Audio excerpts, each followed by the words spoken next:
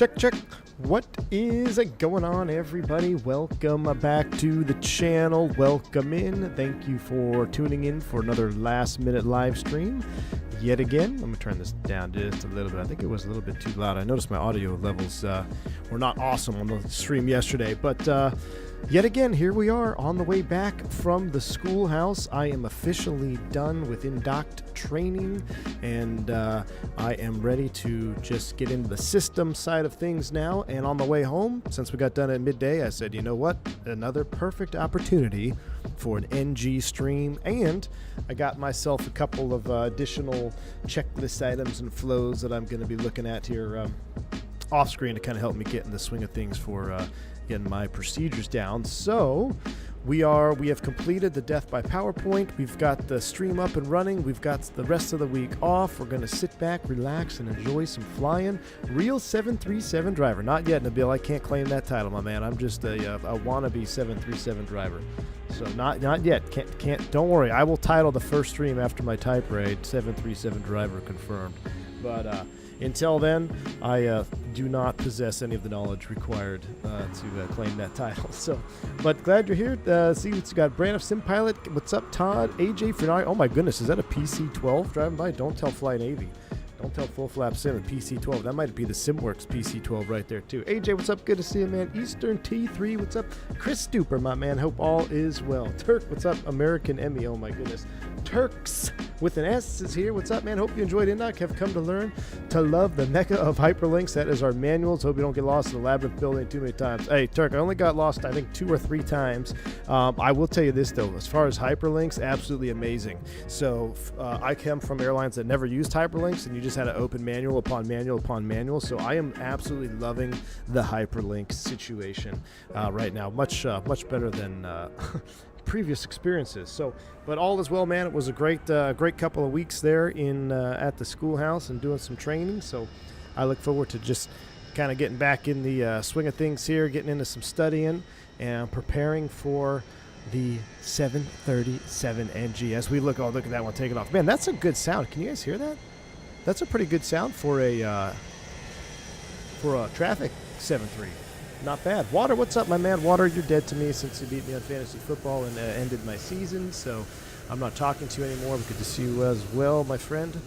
Let me get my Volanta tracker up. I didn't ever activate our flight plan. It looks like we have some snow or some icing conditions up there towards Jackson Hole. We'll see what happens on our flight over there. But I'm looking forward to it. I'm excited. Hope you guys are ready. Let's go ahead and fire this bad boy up, get going. We are rocking the 800 post-United livery, and we got the split Simtars on there today. I'm going to say these are my, if I had to rank Boeing wings, and I wish I had a question for Rondazzo. I should have asked him on the podcast. Why can't we get rid of the wing tips like we used to in FSX? I miss my wingletless version. But if I had to rank wing tips on the 737, it would be straight wing, number 1, looks the best. Regular winglet, number 2. And then the max winglet, number 3. And number 4 would be the split Simtar. Split Simtar is probably my least favorite of the 3 options or 4 options, depending on how you look at it, as far as my personal opinion on the appearance of the winglet. But it does. We're going to mix it up here. We had the regular blended winglet yesterday. So, a Prime Air 767 get ready to go to work out there, too. You like the split Simtar, Zach? I don't know, man. It looks, I don't know. It's too, crabby. I don't know. The Max one is cool. I like the Max one. I think for some reason I like the Max one better. But anyway, that's what we got. 737-800. We'll reset the drone cam here. We'll hop into the flight deck, and I just finished binding some views. Uh-oh, chat. I can't do it yet. I think I'm going to try. I think I'm going to try to do this. I'm going to have to move because I have my Throttletek Quadrant that I'm probably going to try to mount on my left side. And then, because I don't want to move my Bravo, because then I'd have to move this and that and that. But if I put my Throttletek Quadrant on the left side, I might be able to just start, but until then I can't, because right now my throttles are on the right, and it would just really throw me off, because I'd have like, I'd be sitting here in this point of view or in the first officer's point of view, but my throttles, I feel like that's really causing issues. So we're going to keep it like this for now, but I'm going to play with my hardware setup here on the HQ, and I may end up switching that around just to get an eye on it. Yeah, man, I love the left seat, man. It's such a shame. Wingletless, please. Are you going to fly the 600? Oh, Spurious Podge, absolutely. That's one of my.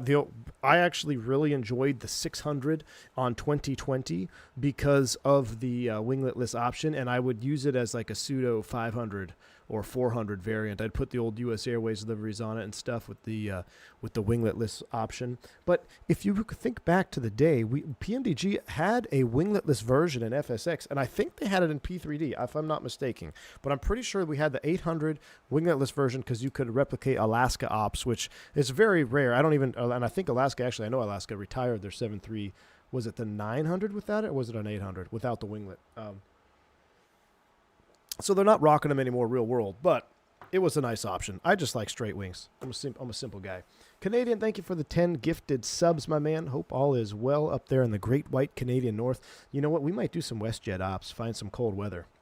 I got to look at some of the anti-ice procedures and stuff for this airplane, so I think we might be going north here pretty soon this week. So hope all is well, man. Thank you for the gifted subs. Hope the flying is going well, and just having a grand old time up there. Stay warm. All right, let's go ahead and do our power up procedure, which I have here. So I'm going to just go ahead and do my power up procedure.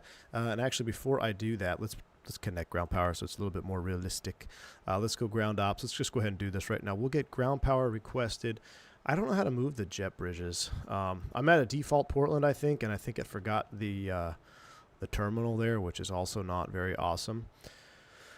But we'll do that, and we'll open. Oh, that's open. Okay, that's fine. So yeah, we got ground vehicle connected. That's all we need for right now. So power up procedure. Battery switch guarded. How this sounds. I'll juice them up a little bit. So I noticed yesterday my sounds were kind of washed out on playback. So I've made some adjustments. I've made some adjustments to the sound in OBS. So hopefully it doesn't drown out my voice as bad. Let me know if it's good enough or not. But there we go. So we got the battery switch is on. Standby power switch is guarded. That looks good. Alternate flap switch is guarded. Left and right wiper selectors are off. And landing gear lever is down. We got 3 green lights, and now we can go ahead and connect. Wrong direction. Beautiful.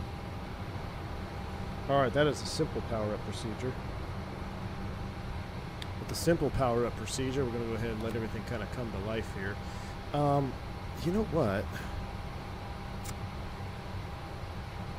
FS actions. No, I had my alignment to fast. I wanted to change that here. Auto realistic. Yes. Is there an alignment time? I think my alignment time is pretty much on instant. Oh, I gotta change that. Still, yeah, I'm in a new variant. Oh, I gotta change this. Hold on. So yeah, I'm in a new variant. Tiller, rudder only. Oh, you know what? Hold on. We're gonna have problems. I totally forgot. Give me 1 second, guys. We're in a new variant. It just takes 1 second in 2024, but I gotta set my my controls up. We're rocking 737 Blackbirds today. We're rocking basic rudders. We're rocking Cat 3 tiller today because I don't have Blackbird plugged in right now. Unfortunately, CLS and yoke is going to be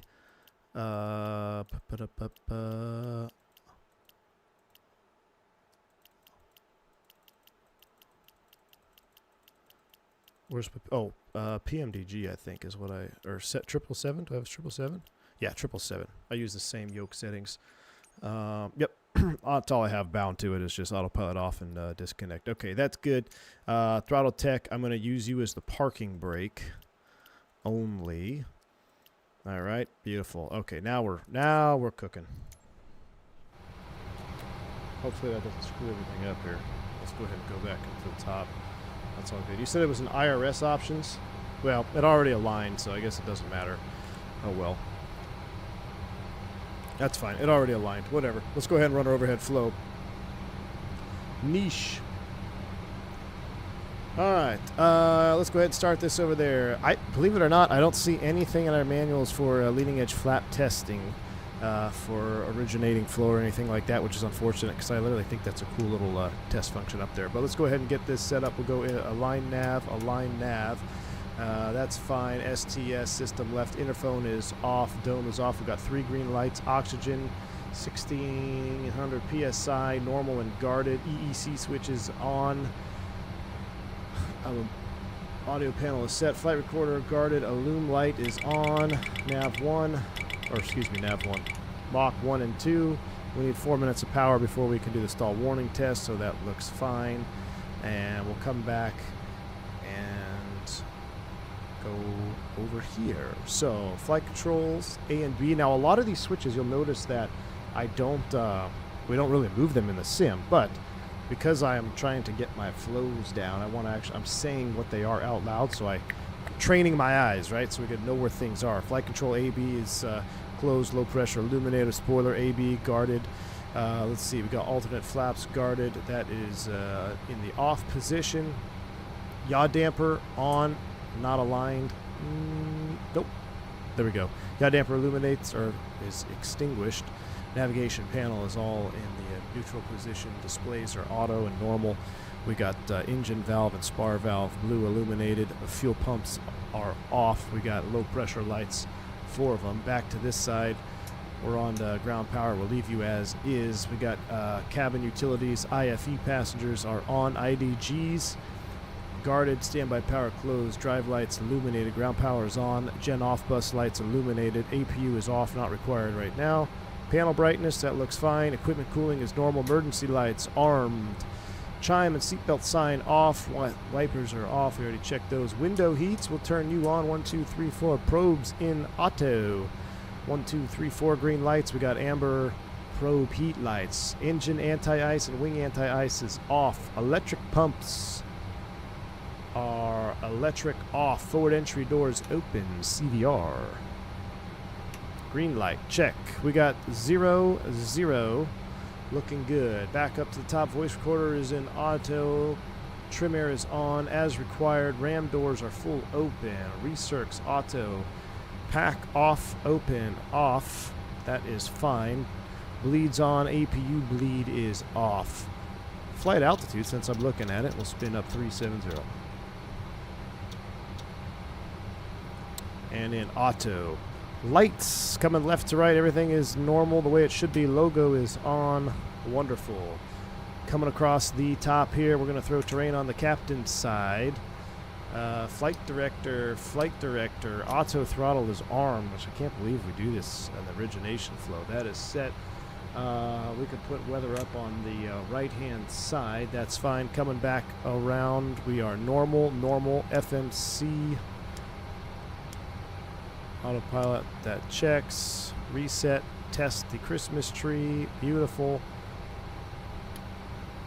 We are auto. Engine page. Need to populate you. We need 12 quarts and an NG. We're looking good. Anti-skid is off. Anti-skid light is off. RTO, auto brake, disarm light, illuminates and then goes out. Flap 0, lights out. Hydraulics, we don't have any pressure right now, that's fine. And that looks good. And then we come back around this side. And these are all normal. Ground procs, that's all in. JipWiz is in op. That's because we're not aligned fully. These are all closed and guarded. Coming back over here, clock is correct. Everything is the way we want it. FMC, we'll do that in a minute. Speed brakes, flaps are up, retracted. APU, I totally forgot this here. Totally forgot this yesterday. We're going to go ahead and do test, fire test. In op. And then we'll do 1, 2, APU, engine overheat, boom, beautiful. Check the APU. So 1, 2, Beautiful. Stab trims are looking good. Coming down here, panel set as required. Everything is fine. Leave you in XPDR mode right now. Rudder trim is 0. There is something about doing a rudder test right now. You turn on the electric hydraulics, and then you set the rudder trim 0 and 0, as long as you're not connected to the tow bar and all that fancy jazz. But we'll go ahead and bypass all of those. Wonderful. Origination flow is complete. Let me make sure I didn't miss anything here. All right, then now that leaves us to FMS pre-flight. So we're cooking with gas. Let's go ahead and get the ATIS and see what's going on. I missed a super chat there. What was that? Brad Ward, 4725. My friend, thank you for the 6 Canadian. Yes, please. WestJet Ops, my man. WestJet Ops coming at you. Coming at you soon. I guess, do you listen to the ATIS like old school pilots used to? I don't have enough desk space to put my checklist and my iPads. Look at my FFC here. Oh, it would help if you turn on the radio, right? Watch your ears. Information Yankee. Janky. Portland Airport Information Yankee. I'm going to plug away at the FMC. 2217 Zulu. Wind 285 at 4. Visibility 10. Ceiling 1100 overcast. Temperature 08. Dew point 06. Altimeter 3026. Landing and departing runway 10 left, 10 right. Red Beckle hold short instructions. Advise on initial contact. You have information Yankee. Janky.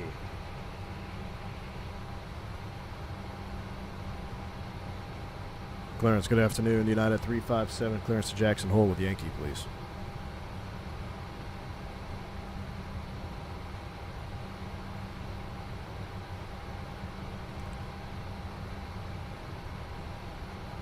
Oh, you know what? My mic is not going to be connected because I didn't. My stupid computer reset. Hold on. Give me a second. I've got to pull in our EFB flight anyway. Boom. We'll get that populating.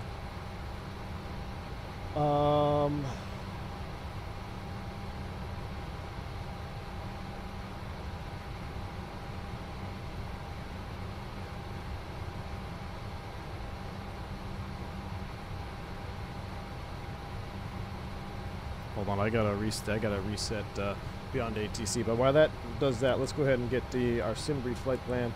Portland to Jackson Hole. Select route, and that's gonna go ahead and start uplinking. So what happened is when you launch beyond ATC, if your mic's not on, which my mic wasn't on when I boot up my PC for some reason, it didn't recognize it, so that's why. Gotta reboot it here. As a note, expect the stream to last about 48 minutes longer than previously due to so many switches and buttons. Vodka, I know, man. Missed the Airbus after having to hit 200 switches for the 7.3 float. Piano Maniac, you know what? Believe it or not, no, dude. I love it, man. It's there's just more to do. I'm excited right now. It'll probably wear off. I'm sure it'll wear off, and then I'll miss my bus. But as of right now, man, it's something different. I've been on the same airplane for 10 years, and before that, I flew a highly automated jet as well. So, I don't know, man. I'm looking forward to it. It's going to be different, and it's the closest I'm going to get to 727. So let's go ahead and see if we get a clearance now. Clearance, good afternoon. United 357, clearance to Jackson Hole with Yankee.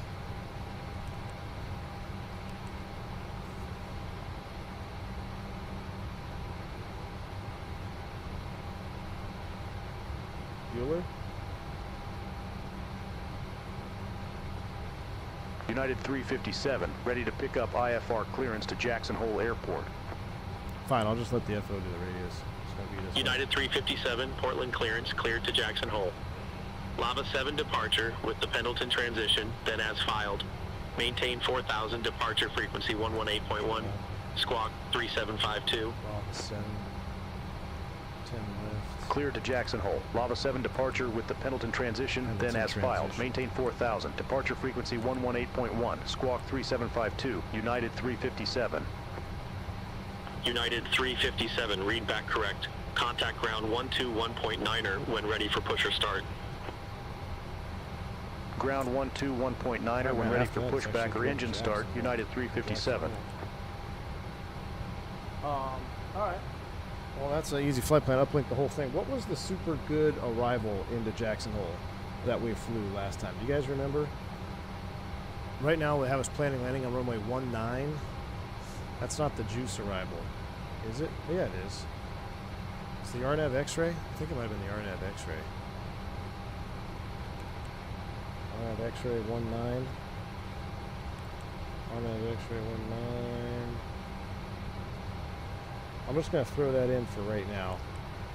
And then I'm gonna load up transitions and stuff here in a minute. We don't have any star going in there, so that's fine. So departure arrival, that looks fine right there. Let's go back to init ref. Gross weight, we got to do all of our loading here real quick. So let's go over to ground ops. Nope, let's go to weight and balance. Load the Simbrief flight plan.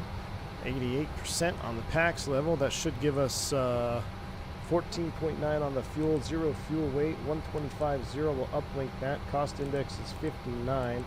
Reserves, looking at my flight plan here, reserve fuel was 1459. We have an alternate of Idaho, but that doesn't include that, so it's going to be 1.5 reserve. Cruise altitude 370. Execute that N1. We're not going to do any derating today, so we're going to leave you 26K, no bump, or excuse me, no derate. 26K takeoff. I actually have. Let's use the speeds from our. No, we should use the actual speeds. But let me see what my speeds are here, and then I'm going to load in a jet. So we're going to be doing a flap 5 departure across the board is what it looks like. Flaps 5, trim 23.0, which will give us stab trim 4.8. That checks. And 33, 35 leads on. We'll use the that's wet runway speeds. Hold on. Wow, that's very close. So 35, 34, 35, 45. So we'll just use the PMDG speeds. They're a little bit more conservative, but they're within 1 knot. That's pretty cool. All right. All right, our speeds are set. We'll also set V2 up here, 146. We're going to have to change a couple other things here. New places under Meacham, Crosswind Lake, and Noisy. Oh, what's up, Al W? Good to see you, my man. It is a noisy airport for sure. AJ, thanks for the $3 super chat. Congrats on realizing toggles beat Corey's. Thanks, AJ, for that $3 super chat. Oh my goodness. Runway 10 left. We'll set our heading. Runway 10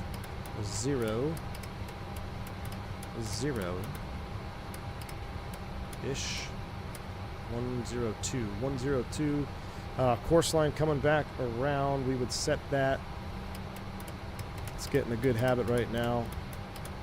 Although I can't wait for Windwing to update. So Windwing is typically pretty quick. Hopefully they'll have an update within a day or two when this airplane decides to release from PMDG. They're pretty quick with their updates. So 102, 102, 102. Initial altitude.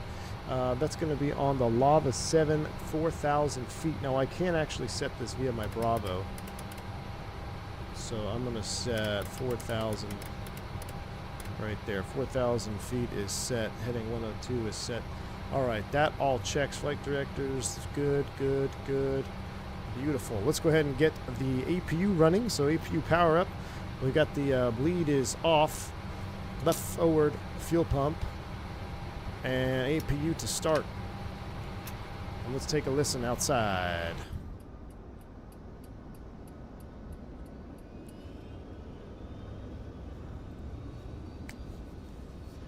All right.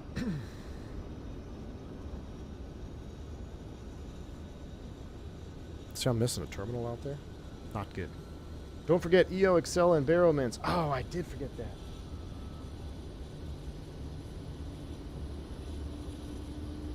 See, I don't have enough places on my desk to set, because I need to set up like my flow guide, my checklist, my flight plan. My desk has been taken over by hardware.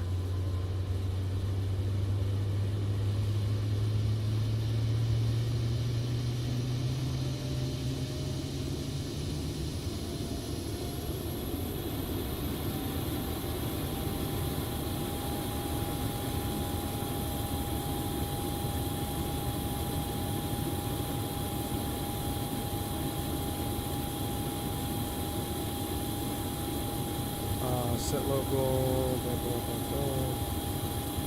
Yeah, set TPS engine out, acceleration altitude in the mins, which I don't know what that's gonna be today, but let's set.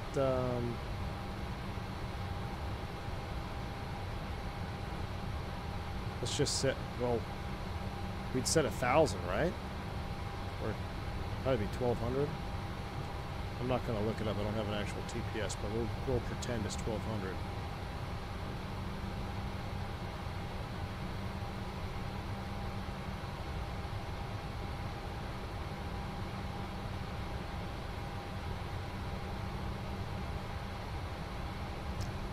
If I can get there. I can't wait to see how this functions in the real jet because it drives me nuts setting barrels in the 7.3 in the sim world. All right.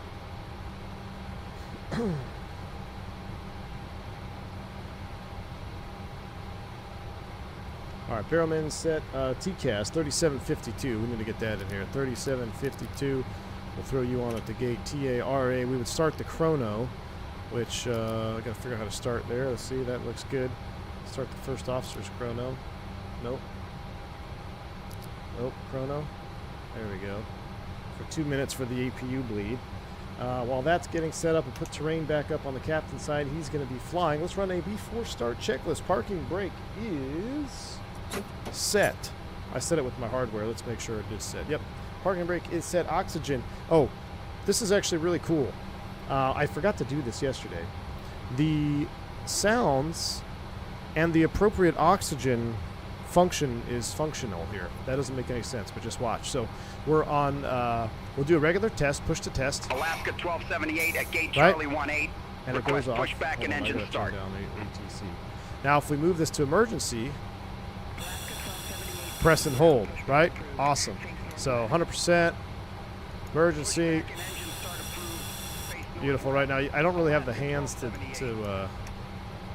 do it the other way, but yeah, so, and then push to reset. So that is proper.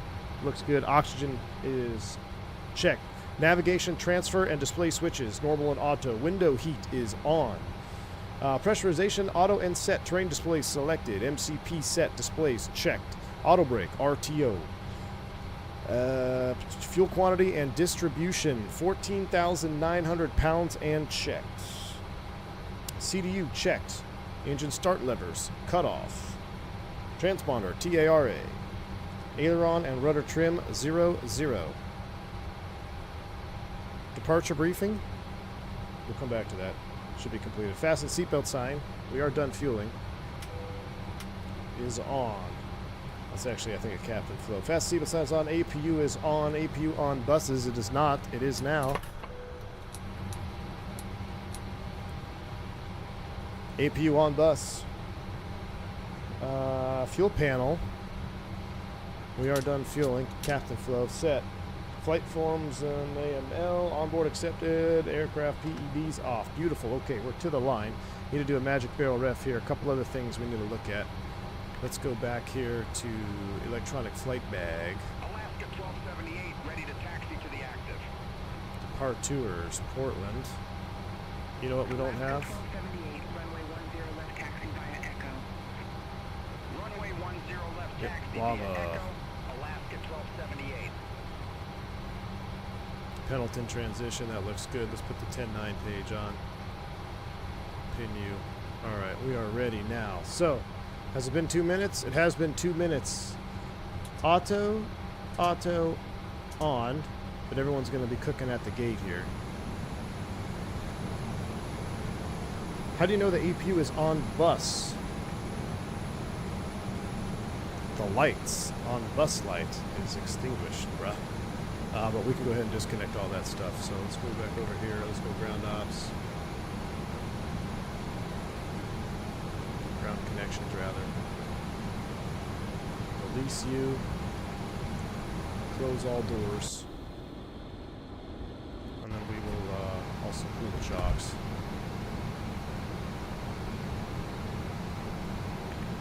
Get that all ready to go.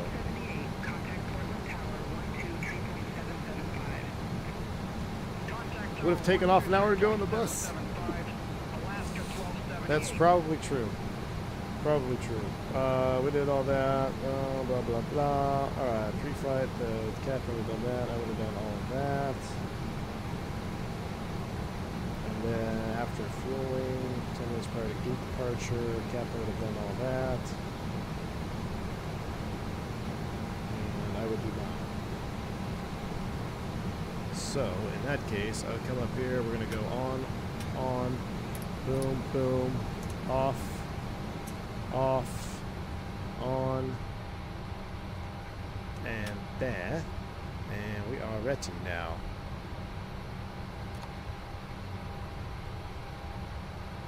United 357, gate echo 4, request pushback and engine start.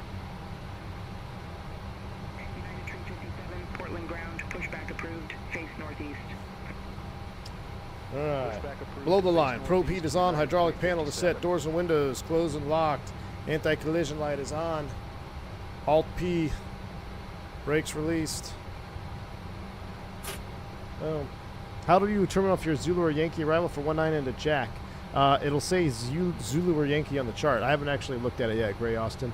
We'll have to take a look at that en route. Thanks for the $5 super chat. But yeah, the RNAV, X-ray, or Yankee, they're just different approaches.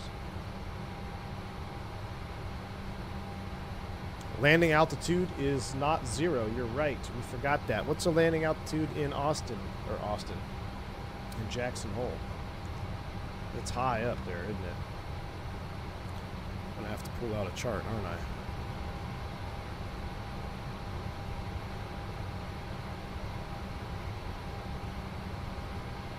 Pressurization panel was not set. I'm a liar. Airport 6451. Man.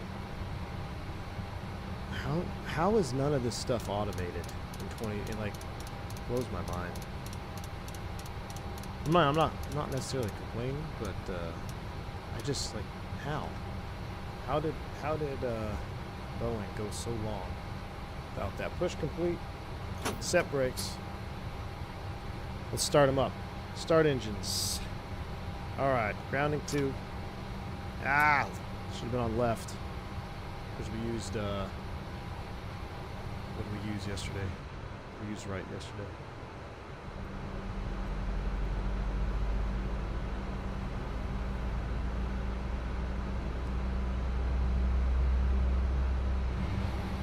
N1 rotation.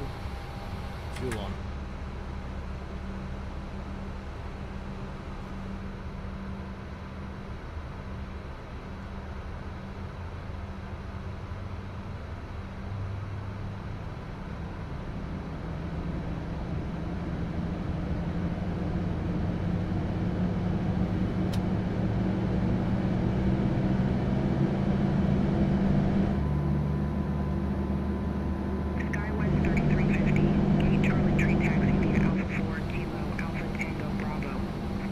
Start on 2, grounding 1. Alpha Tango Bravo, SkyWest 3350.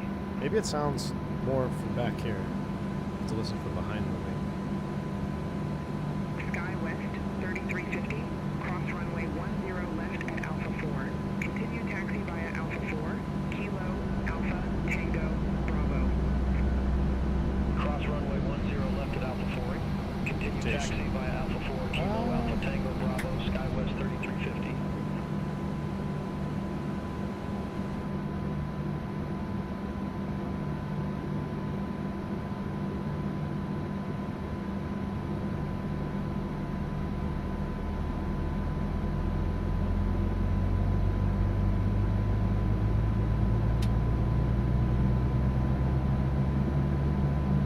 Mitchell Taylor, can't wait for the 7.3 to come to 2024. Then you can make the full switch to 20 from 2020. Yes. I think this is going to be the catalyst. Bring everybody over to the next gen simulator, my man. All right, we got 2 good starts. That's going back there. So we're going to do this. 1, 2, and then it goes boom, boom, boom, boom. That's there. And you're coming off. Meow. All right. RTO flaps 5.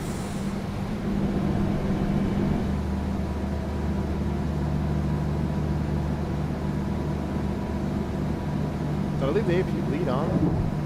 Whoops. No, actually, no, Vodka. No, you're wrong.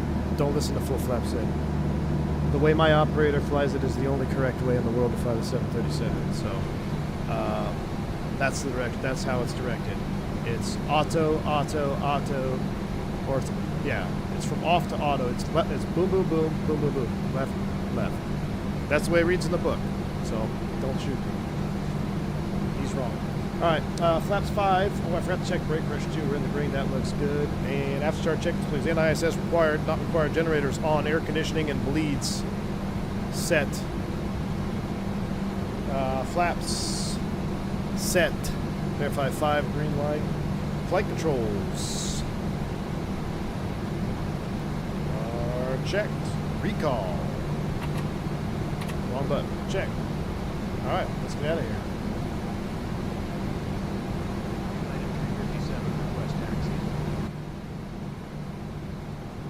United 357, runway 10 left taxi via Kilo Echo. Runway 10 left taxi via Kilo Echo, United 357. All right, Kilo Echo. I had you pinned, I thought. Where'd you go? All right, we're somewhere over here. Kilo, oh, Echo, yeah. Interesting, we don't go to Kilo 1. No, Kilo Echo. All right, cool. Kilo Echo. Brakes released. Let's go.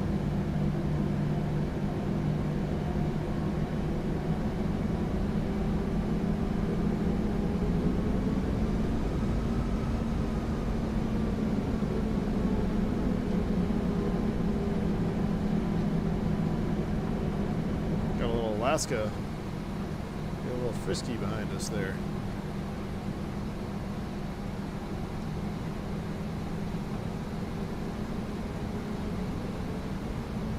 Nope, start switches don't go to continuous. You're wrong. And every airline that does that is wrong. This is what I love about flight sim. Everyone thinks the way they fly the airplane is the only way to do it. And I admit, I mean, I've been doing a lot of stuff not the way my new operator will want me to fly it. So. Pressure 0? I wish, man. I don't know. We'll see. I think I'm on the wrong taxiway, but... No, Kilo's the inner. We're good. I gotta sit on this side. Hurts my eye. Like, I just feel so disoriented. It does not go to Hunt. No, it does not go to Hunt for us. Listen, you guys fly it whatever way you want to fly it. I gotta fly it the way my operator wants me to fly it. That's what makes me a professional U.S. sim pilot. Just kidding. I'm not that arrogant. But no, really, that's what makes a professional pilot a professional pilot. Is fly the airplane the way your operator wants you to fly it. Request pushback and engine Oh, start. Amflight just called up. That's awesome. United 357, contact Portland Tower 123.775. Take care. That goes to the next one. AJ, nothing changes. V1's still cutting off people. Hey. Thanks, AJ. Yep. Have a good one. We're still cutting them off. Here comes Echo. And Andre, I can't do it, man. I can't do it.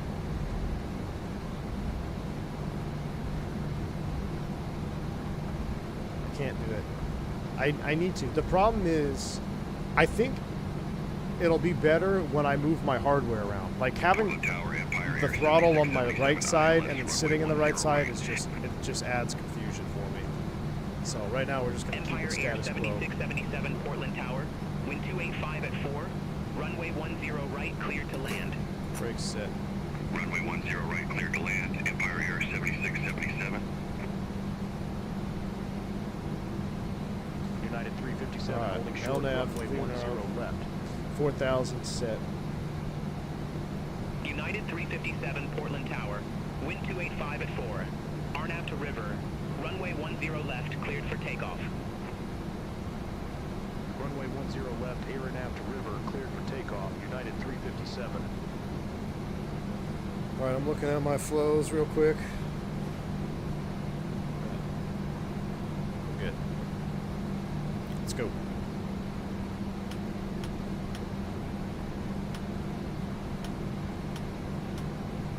think they need to make that stop bar a little bit easier to... Portland Tower, Southwest 1489, ILS runway 10 left. Alright, here we go. Southwest 1489, Portland Tower, continue.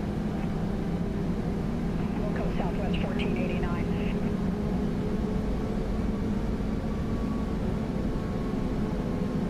What's up? You want to pop in and say thank you to whoever gives us a membership. Robert, what's up, man? Welcome on board, dude.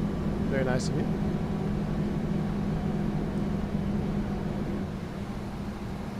Alright, I am using a modified CLS profile, so if we have issues with the autopilot engaging, it's Team Vodka's fault because this is his profile. But if I get it the way I like it, we'll go ahead and pin it in the Discord as well. So for the Bruner users out there, we'll have a 7.3 profile for you.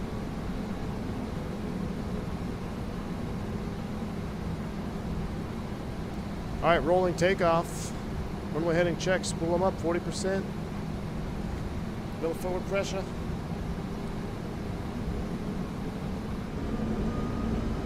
Yoga.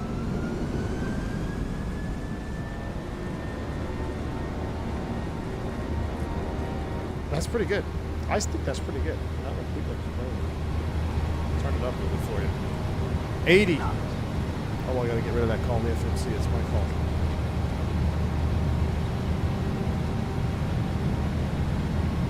V1, rotate. Rotate.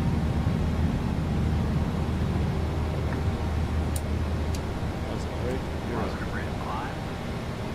Fly with. Oh, I unbound it, have it rebounded. Ooh, that is beautiful. Oh, yes, yes. I love having the NG at 24, guys. We've been flying X-Plane for a while. 1,000 feet, VNAV speed.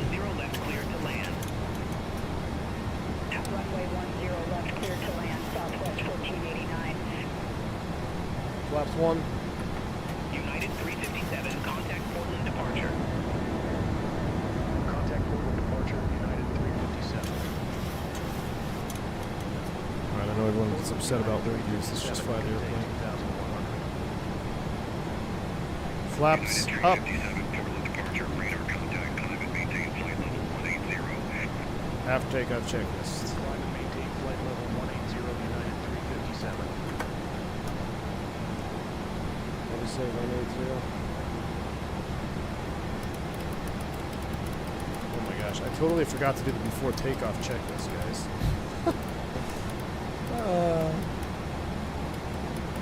That's alright, we're learning. I totally forgot the before takeoff checklist. And that's a fun one too. Oh, I'm trying to read the checklist and fly the airplane at the same time. Yeah, I don't like this profile, Bob. I'm going to go back to the one I have. I'm going to tweak this a little bit, maybe make it more like the other one I have. Alaska 1278, contact Seattle Center 128.15. Center on 128.15, Alaska 1278. Yeah, we totally spaced on before takeoff. We're going to do after takeoff. Flaps up, no light, gear, up and off. Air conditioning, bleeds and pressurization. Set. Terrain display selected if required. Lights are set. After takeoff check is complete.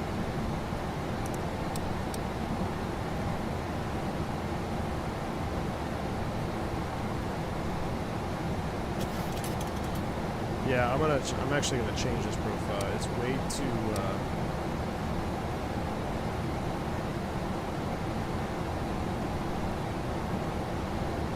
Is there a curve in it, Vodka? I'll have to look at it. Yeah, because it won't fly. And this is what I was testing: is the hand flying aspect of this updated NG in 2024. It definitely feels different in 2024, and I've noticed that if I have the same profile from 2020 on my yoke, it didn't quite feel right. I had to tune down some of the settings I had in from 2020 on my yoke. Maybe we should go here. Tootco, I missed the bank angle checks. My goodness, man, hold on. I'll get to you in just a second. Sorry, dude. I'm gonna hand fly this turn here real quick.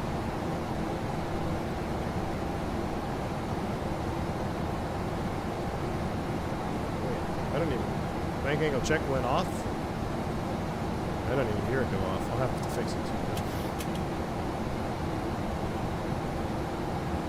Alright, there's 10,000 feet.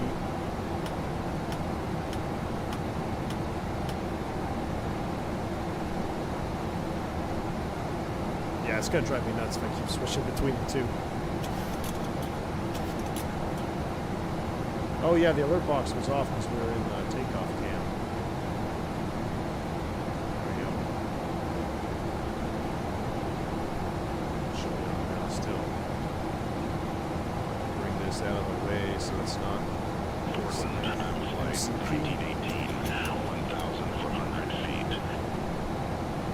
If Swim Day 4 doesn't break a boatload of stuff in the 7th release, it can happen that I created 24 in January. Vodka, why can't you create it in December? You need to start getting it set up right now. Turn the zoom sounds down 50%.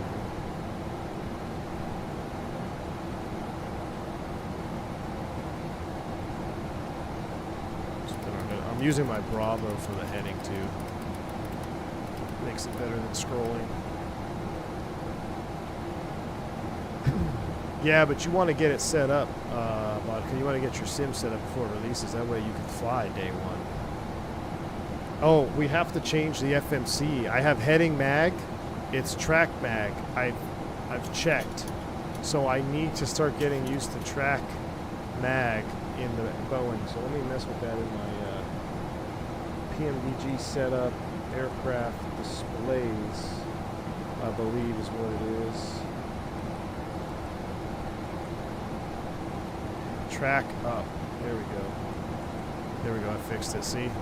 I gotta get used to it. It hurts my head, but I gotta stop overthinking it.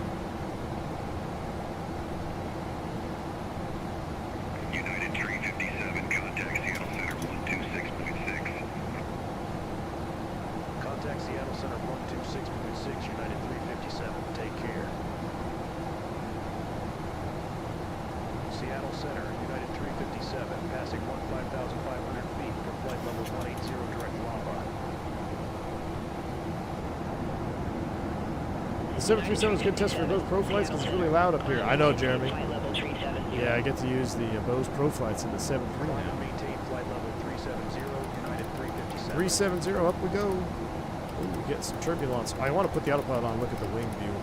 See our physics-based turbulence.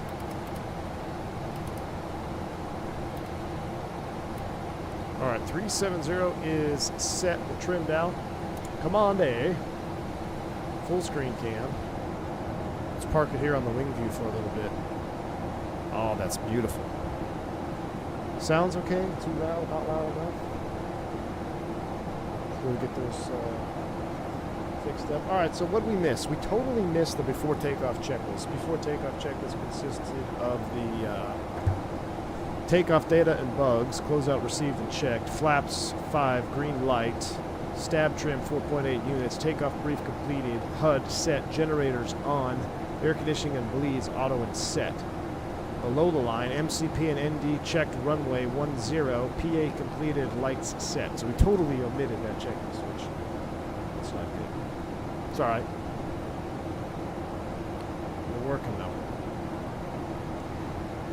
Getting there. Ooh, a little bit of sunlight background. If you want to finally get a live stream, I'll usually get to see the playback. Andrew, what's up, man? Welcome on board, dude.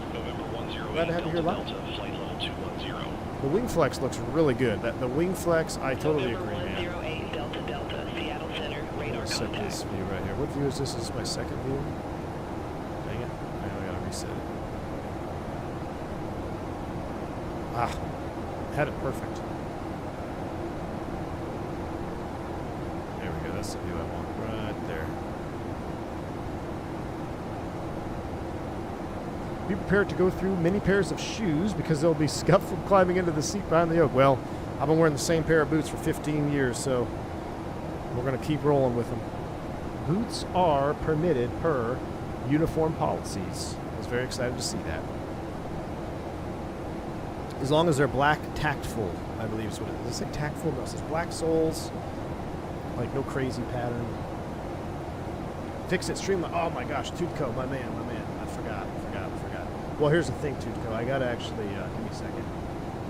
Did it go off? Did you hear it go off at all? It's been so long, I don't even know how to log into it. What is this called? That was a bank angle check, which goes under what? Streamlabs. It's been so long, man. I'm not even synced with my my channel. Yeah, it wasn't even synced. My bad, man. My bad, T-Tut Company. Alright, we're logging in.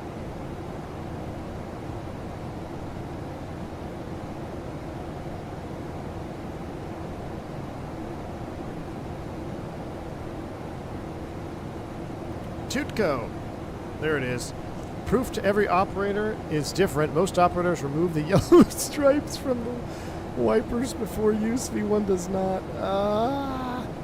Dude, I cannot believe it, man. What's wrong with the volume? Too loud? This does seem kind of loud. I'll turn it down. Yeah, dude. I cannot believe I had those wiper covers on my wiper blades. And then today, of course, I get to my truck this morning, drive down, completely frozen over, man. We had a frost last night. So now I'm afraid to use my wiper blades. I wish I would have kept the strips on because I could have used it to scrape the frost off. I could have turned them on high with those plastic covers. I didn't want to tear up my brand new wiper blades that I haven't used. So I'm out there with a little Chick-fil-A free Frosty card because they messed up my order. And I'm like scraping a little hole in my window so I could drive back down to training. But yeah, I can't believe it, man. I still have them with me here. I'm going to keep them. We're going to keep these yellow strips for a while. And I can't believe it, man, because there's no rain now forecasted for whoever knows how long. And I drove, I mean, it was a serious downpour, dude. I live an hour and a half from where I need to get down there, where I needed to be, and an hour and a half pouring rain. And I'm using wipers with freaking covers on them. It's unbelievable. Bill's Mafia, thank you for the $2 super chat. How different is the NG from the Max system-wise? Bill's Mafia, that is a great question, my friend. And I got to be honest with you, man, there's actually quite a bit as far as training materials goes. Now, as far as functional differences out on the line, I'm obviously gonna have to report back. But I will tell you this, I have an extra sim session for Max training and differences. I have a couple extra online training programs I have to complete for Max differences. And then in the manuals, so like I'm learning flows, right? So what a flow is, it's, let's set standard here. What flows are, if you're unfamiliar with the term in airline world, is it's a direction of manipulating a panel and accomplishing items on that panel, and then you check it with the checklist. Now, what's kind of catchy about that is not all items in the flow are on a checklist, so you got to make sure you know your flows. And in the flows, there's expanded flows. So, like the flow may say, check the fuel panel. All right, it may say fuel panel check in the flow, but if you go to the expanded flow, it says make sure you have 4 low pressure lube lights, make sure if you have 0 in the center tank, make sure there's no lights out, no pumps are off. So it's an expanded section. Now, in the books, we also have fleet variations, right? And there is a whole nother section with a lot of the stuff that I'm seeing is there's like, okay, on the NGs, this is what we do, and then on the Max, you have to do this in addition to. So there's a lot of little things in there that I wouldn't expect but there actually are differences. And like, so flow state, you know, you come down this panel, you come down this panel, come down this panel, come down this panel, come down this panel, then you go across on the lights, right? So that would be an overhead flow. You're obviously not going to call all of this out on the checklist, but you're flowing through the systems and the switches, and the Max has their own set of switches and systems. Might be able to find an example for you here because there is one in the originating flow. Let me see if I can pull it out real quick.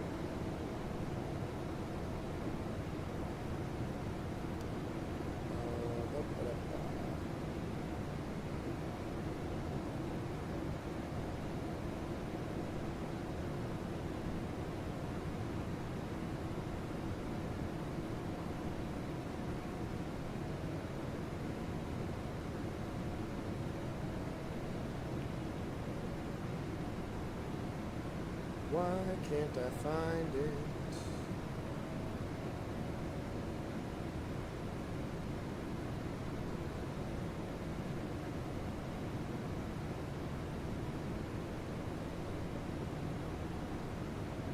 Expanded. So for instance, let me just read this for you. So on the origination flow that we were looking at, differences between a MAX and an NG, just as one quick example. So on the NG, aft overhead annunciator panel set, that's part of the flow, but the expanded is the PSEU light, check extinguished, and GPS light, check extinguished, which are, right, well here's the GPS light. I'm going to be completely honest with you, I don't know what a PSEU light is, but it's not supposed to be on. Okay, so boom, boom. But the MAX flow expanded says PSEU light extinguished, GPS light extinguished, elevator jam, landing assistance switch guarded, assist on light extinguished, maintenance light extinguished, ILS light extinguished, GPS light extinguished. So those are things that we would check on the MAX versus the NG, right? So there's 1, 2, 3, 4, 5 additional things to look at on a MAX just in the aft overhead annunciator panel light, right? And that kind of continues on. So the engine panel, which would be here, right? The NG, all we're checking for is reverser lights extinguished. On the MAX, reverser command light extinguished, reverser air guard or air ground light extinguished, reverser limited lights extinguished. Then we have both engine control extinguished, EEC switches on, right? So you got to be careful as you go through these, as you're learning. I guess really I'm the one that needs to be careful, making sure that I am also keeping that MAX in there as well, because I will be Skywest 950 Juliet, Seattle Center, radar contact. responsible for knowing MAX information. What was I going to do? I got to turn the barrel bins United off. 357, contact Seattle Center 1 tree 2.6. Personally, I like the NG over the MAX. The only win for the MAX is the winglets for me. United 357, take care. I'll let you know when I actually fly both of them. Seattle Center, United 357, good afternoon, out of flight level 326 for flight level 370. United 357, Seattle Center, copy. Anna, there has not been, there never will be, and there never was, so Southwest just get ready to get banned. Descend by a Hood 5 arrival. Portland landing runway 10 left. Altimeter Yep, Caleb, we took off out of Seattle, man. Descend by a Hood 5 arrival. Portland landing Did the CEO and NEO have differences similar? You know what, Ryanowski?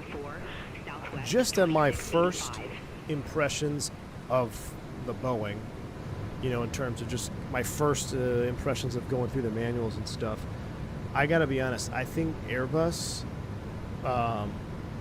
is much more streamlined going from a NEO to a CEO. Like there's, I mean, well, obviously the cockpit, if you just look at the cockpit, right? The Boeing NG versus the MAX, the cockpit displays, I mean, it's essentially it's a 787 from the MCP down, right, as far as the displays are concerned. Whereas on the Airbus, everything is exactly the same. The only thing that's different physically in a NEO cockpit is you're going to have dual cooling switch on the overhead if you have Pratt & Whitney's. That's, I think, literally that's the only physical difference in the cockpit.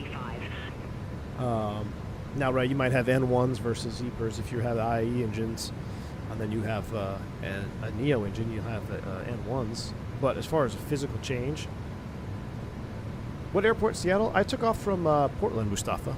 We took off from Portland, not Seattle. Took off from Portland. PSU light means pain for mechanics. I like the engine cowlings on the MAX more than the NG.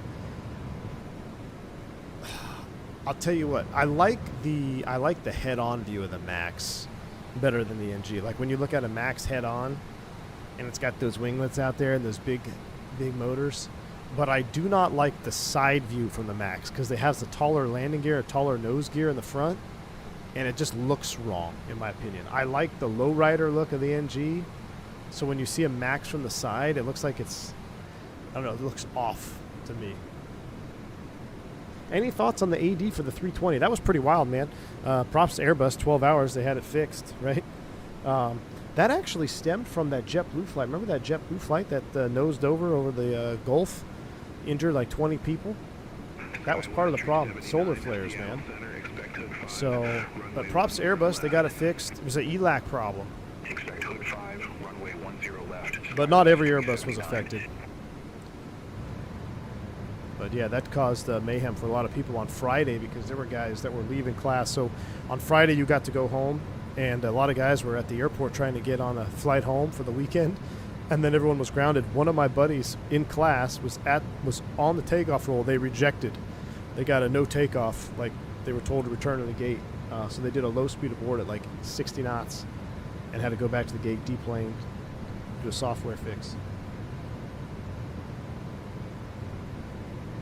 The Max looks a bit off. Those engines are a bit too big. The Classics look better. Yeah, I think the Classics are the best. Do I know if this will come out this month? I do not know the release date other than soon TM. When I interviewed Mr. Rondazzo, he mentioned that he hoped to have them out before or around Christmas time, right? At least one variant before the new year, and then a couple other variants into the new year. I don't know which variants. I'm assuming the 800 is going to come first because that's the one that we're flying right now. But I do not have an official release date. I imagine it's going to be pretty soon, though, because unless they found something on their end, I would imagine it's pretty soon. All right, here we go. We're leveling off at flight level 370. Yeah, one soon, two more by end of year, think. Last one in Jan. Maybe that's what it was, Vodka. Yeah, that's what it was. 108 Delta Delta, flight level 190. That nose over reminds me of Qantas Flight 72. Yeah. Yeah, that was, and you know what's so amazing about that Qantas flight was the captain having the wherewithal, the calmness, the systems knowledge to go up there and drive the aircraft into alternate law so he could get control. We did not train that prior to that incident. After Qantas Flight 72, that then became part of our normal training, and it was just basically said, look, if at any moment the Airbus is trying to kill you, you reach up here and you shut these off, force it in alternate mode, right? Now it relaxes all that protection stuff. So the fact that he did that without any prior, practicing in the sim, it's really good. But yeah, we trained for that after. I don't know what happened on the JetBlue flight. I don't know if they had to do something similar or what, but yeah, it switched to ELAC 2 data or something, and it dropped down. Have I ever thought about flying the Hot Star Challenger? Nah. The X-Plane 12, to me, it was a fun little stint there to get back in the NGs. Now, what I do miss is the bare metal. I don't have any bare metal liveries yet, at least on the pre-release Ops Center. We've got 3 American liveries that'll come with this airplane, but my favorite is bare metal, right? We have no bare metal Aero Mexico. We have the new Aero Mexico. There's like 70 liveries that come in Ops Center 3. A lot of really good ones, but no bare metal, unfortunately. So I'm looking forward to seeing the bare metal stuff when this releases. But yeah, X-Plane 12, I was itching to fly an NG. That kind of drove me back into it. The Felis is amazing, and I've got to be honest with you, I was really enjoying the Rotate MD-11 with all of our mods. We might dabble back into that. Like I'm not completely over the MD-11 yet. I got to be honest with you. I still love some tri-jet action. Somebody watched a KLM go around video on YouTube, and it got populated in my suggested watch videos. I watched it this morning actually. And I want to fly the MD-11 again. But I'm kind of trying to hold out for TFDI's update. I don't know what's happening with that. I don't know when that's going to release or what, but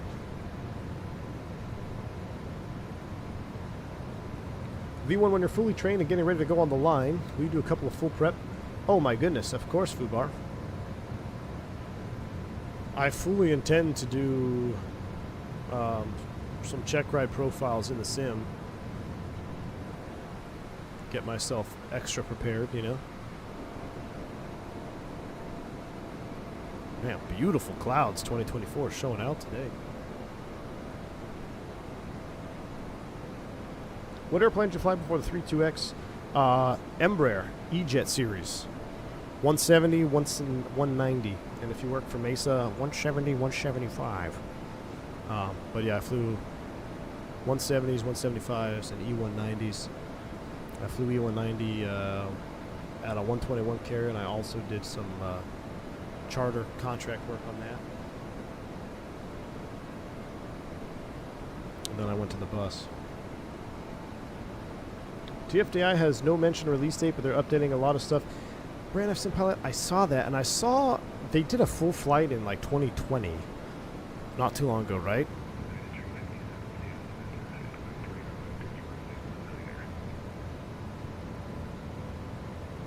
We'll just accept the clearance. We're going to do our own. We're going to do our own approach when we get down there at Jackson Hole. But what will you be flying going forward? It's the 7-3. You're looking at it right here. You're looking at it. Let's go ahead and turn seatbelt sign off. You're now free to move about the cabin. And I'll tell you what, let's get ourselves a little jump seat view here. Let's get used to looking at this beautiful bird. So I'm also kind of excited in training, since it's a PIC type, I get to do some HUD work as well. It'll be my first ever airliner HUD experience. And I'm going to see if it's as weird as it is flying SimWorld. Like, I don't like using the HUD in Flight Sim. Never use it. But real world, it's actually a pretty powerful tool. Allows us to get down pretty low. So I get to check out on the HUD, which will be cool. Even though I won't be flying with the HUD, there's no HUD in the first officer's side. But because, like I said, because of the check ride will be a full type ride, you have to get some HUD experience. Marcus says, I finally bought the Mad Dog since it was 25% off and the auto pack was on sale for 20%. Ooh, hey man, that's a great deal. You got both the Mad Dog and the sound pack for 20% off.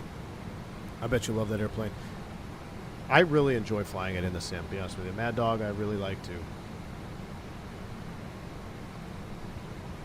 Stream looks really sharp. Good, man. Yeah, we're streaming 2K.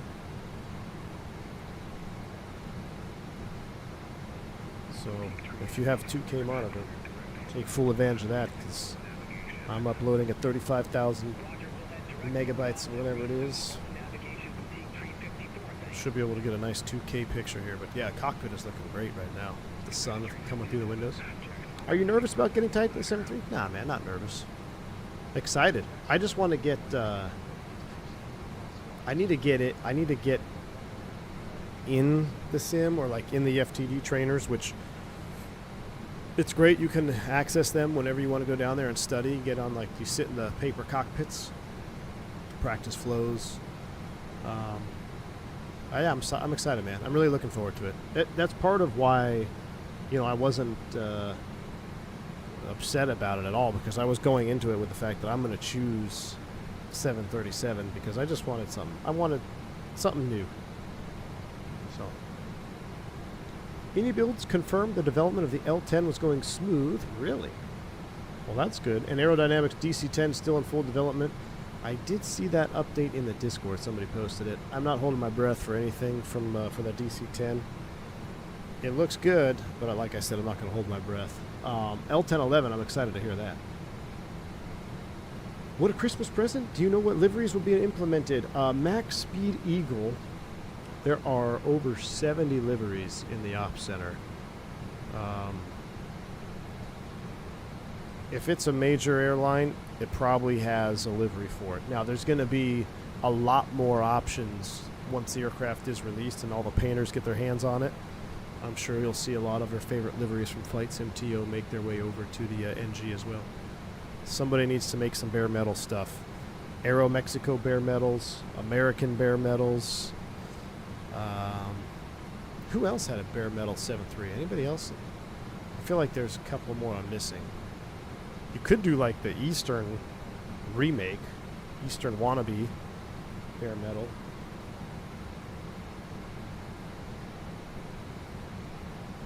You'll be smashing the landing gears on the first 3 months. Can't wait. US Air. Yep. Oh, the Astrojet. That's my favorite. Of all the American liveries, Astrojet is my favorite one. That one is awesome. I'd go Astrojet than the regular bare metal American. But yeah, Astrojet livery is really good. Hopefully, Whiskey Throttle gets a hold of that, or the Hughes team gets a hold of that, and they do a really good Astrojet. Have I flown the 7-3 in real life? Not yet, David. Not yet. I just got assigned the 7-3 though, so soon, TM. I'm still not on 24 yet because my GTX 1071 handled it. I swear it overheats just watching the streams. You flew on Astrojet once from Guatemala City. It had a standard tricolored nose cone. Yeah. It's got the black on the nose. It's awesome.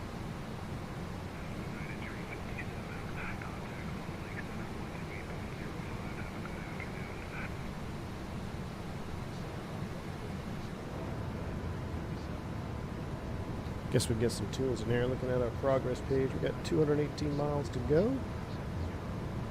I think it's Christmas jazz time, Chad. It is December 2nd. It is Christmas jazz time. Are you going to fly practice circuits in the 7-3 before? Nope, we don't do that in the U.S. They do not do that in the U.S. You go from the sim to the line.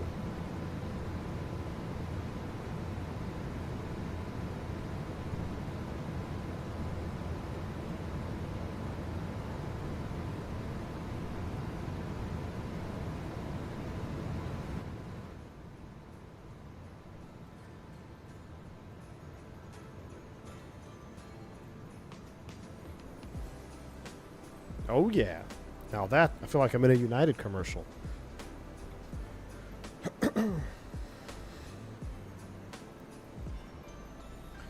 Guatemala City. Ryan, did you fly to Miami from Guatemala City on the 7-3 Astrojet? What's for dinner? I had a poke bowl before I started the stream. And actually, you know what? I think the wife's making gnocchis tonight.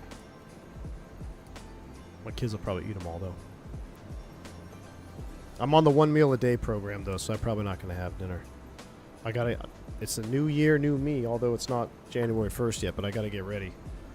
I gotta get in shape for my 737.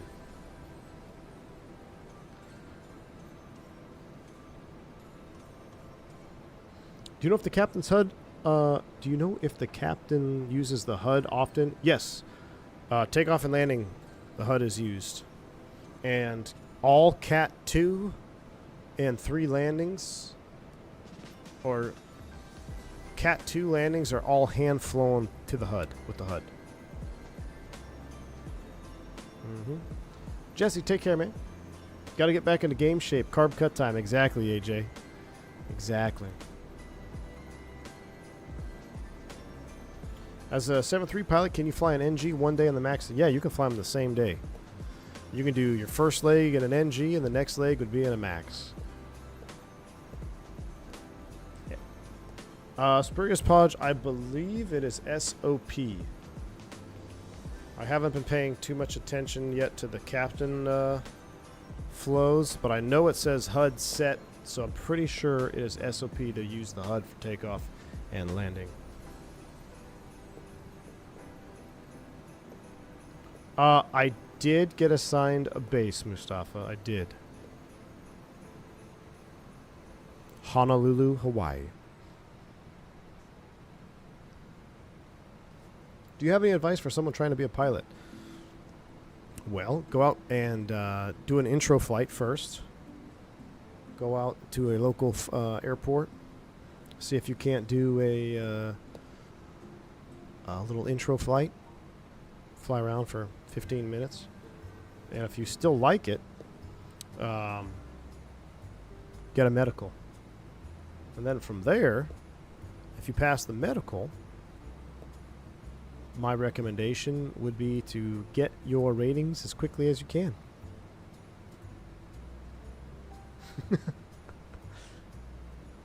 What? Honolulu, man. Come on. Got to start doing surf streams. I hope he gets Denver base. How much he loves it. Oh my gosh. Get me started. All 427 runways. I never use the HUDs in Sim, so I still can't really associate them with the tube liners. Same. I'm hoping I change my mind when I see the actual HUD in the full motion Sim, but we'll see. What do I mean medical? So to become an airline pilot, you need to hold a first class medical certificate. So, and actually to get your student pilot license, it's actually, you have to get your medical as well. So you want to make sure that you pass the medical before thinking about investing too much money and stuff, because if you can't for whatever reason hold a first class medical, or maybe you find out you need corrective lenses, you want to do all that beforehand before you dive into training.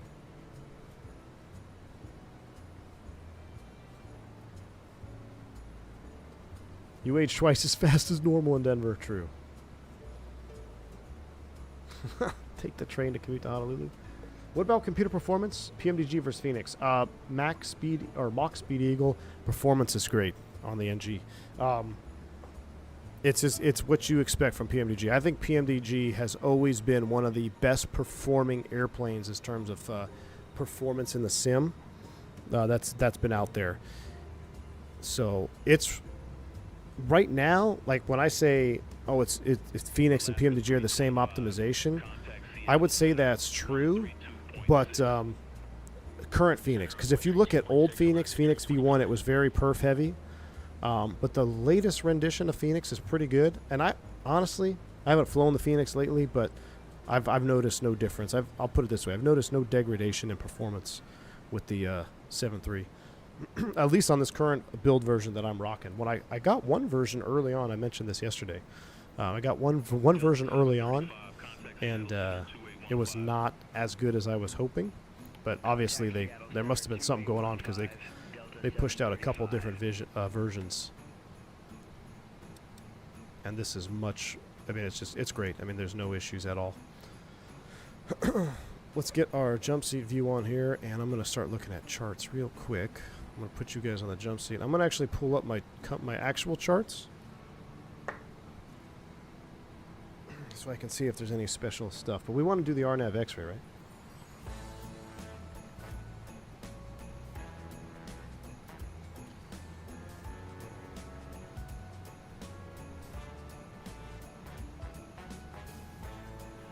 United Island Hopper Guam 7.3. Yeah, my buddy that does that, actually. I got a buddy that does that.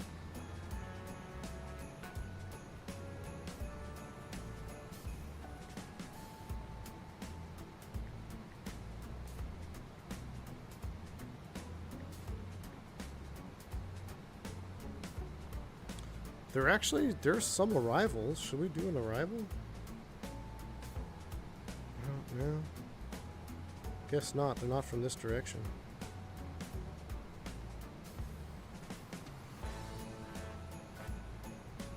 Oh no, I was looking at the wrong airport. Never mind. Okay, we want to do the RNAV X-ray from Toga. That's what we want to do.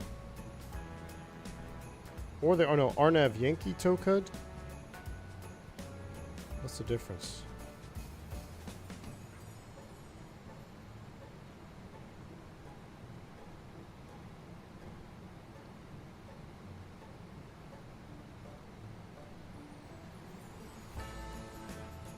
RNAV X-ray from Toga.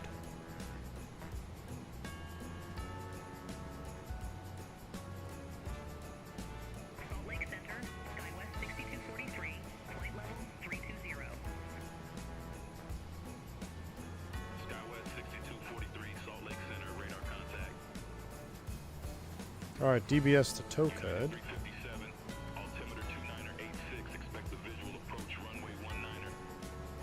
Yeah.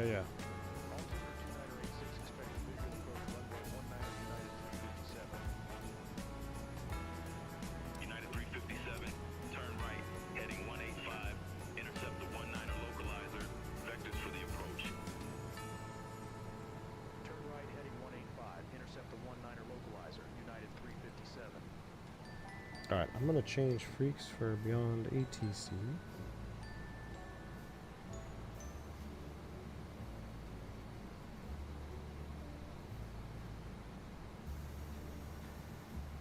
Show us the wing view. Which one you want? Here?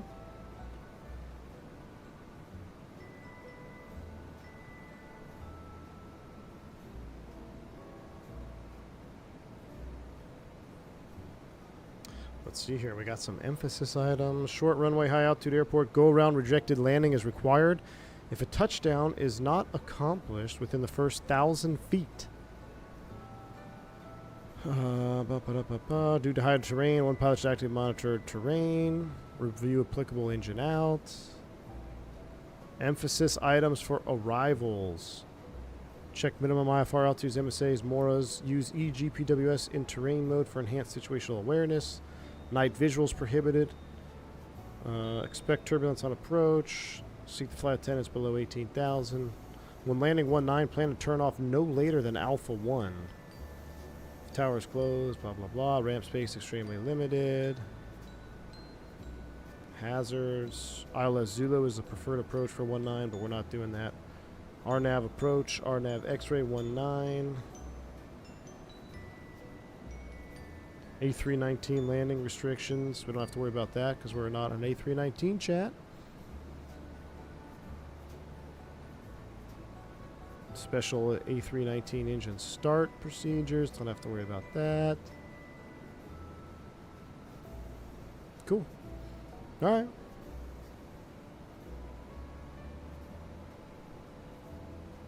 RMP 10. 67, 77, or 326.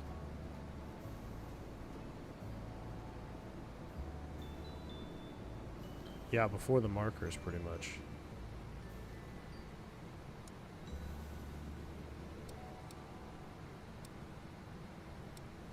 So Toga, Watanabe 12, progress. We're looking good.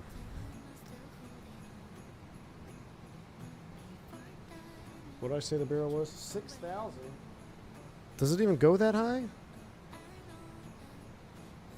Does this even go to 6? We'll be here all day. Can I just set a radio min?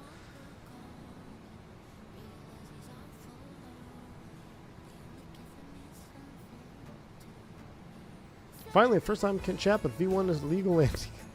Oh, there we go. 6,000. 677.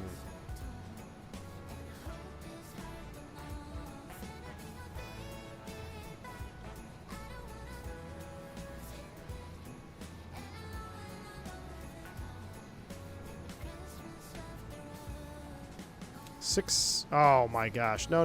Go back. All right. 677. No. 6777. All right. I gotta get rid of this song. Yep. Cheers. All right. All right. Barrow is set. We got, I tell you what, let's put terrain on this side. We'll have weather on the first officer side. That looks good. Let me get used to running my real landing performance data. We can run it here first, and then I'm going to run my landing app. So performance tool, landing and route, import OFP. We're going to do runway 19. Aircraft details, import the weather. Winds 210 at 10. Calculate. What? That's not good. Flap 40. Auto brakes 3. Landing distance 62.99. Really? All right, let me do my landing calculator. Put you back out on the wing. Ooh, that's kind of a hot. You like window or no? I like window. That's kind of a vibe too, though. There's so many good views. I just love having the NG in the sim. All right. All right. What was I going to look at? Oh, yeah, landing calculator. So, we are 737NG. We're going to do flaps 40. Landing weight. What did we say what landing weight was going to be? 133.9. We'll round you up to 134. Pressure altitude. We gotta run that up.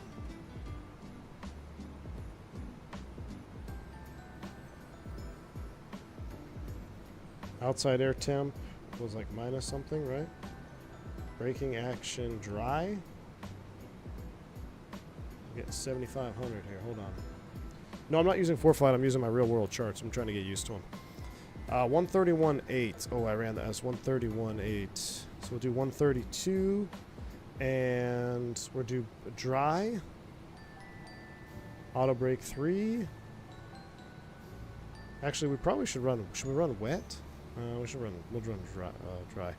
What's the pressure altitude? 6440 is field elevation. Can't do this one. So mine says 7436 landing distance. A little bit more conservative than what we got here on this one. But I think that doesn't take into account. Oh no, this says 5628, 6299. 2986. No reverse credit. Yeah, we don't typically run reverse credit.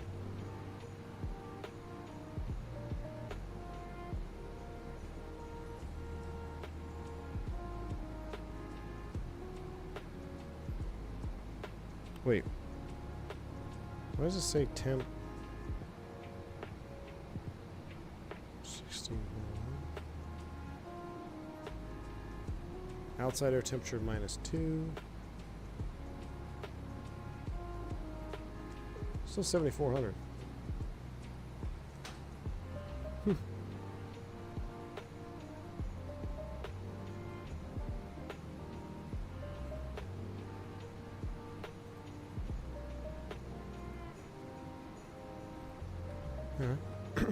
We'll go auto brake 3.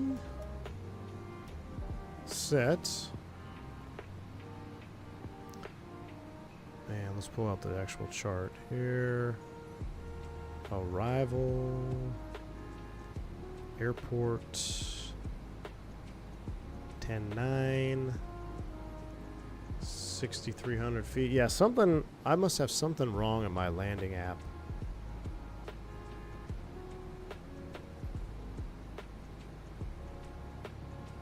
$6,300. What did this say?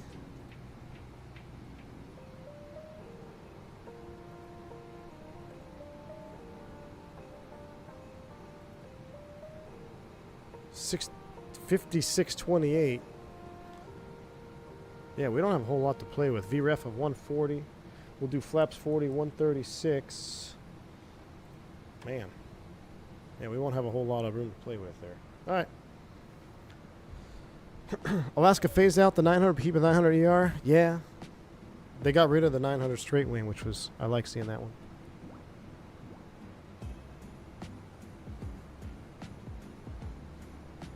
The Sim Love Pilot, thank you for the $2 super chat, man. Do you use any color enhancements for 2020?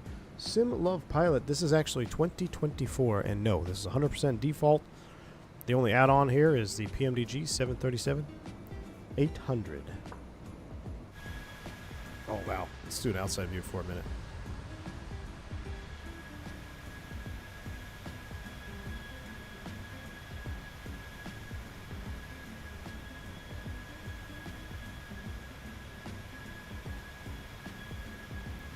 Whew. Sleek looking. I don't know if it's because I'm going to be flying the 737 now, but it does look, it looks sexier than an Airbus. Be honest with you. The Airbus just looks comfortable, you know? The 7.3, she's got that look. Greetings from the Netherlands. What's going on, man? Good to see you. Hashtag trader. I mean, come on. Fubar, for real? Let's make a poll. Here we go. The definitive poll.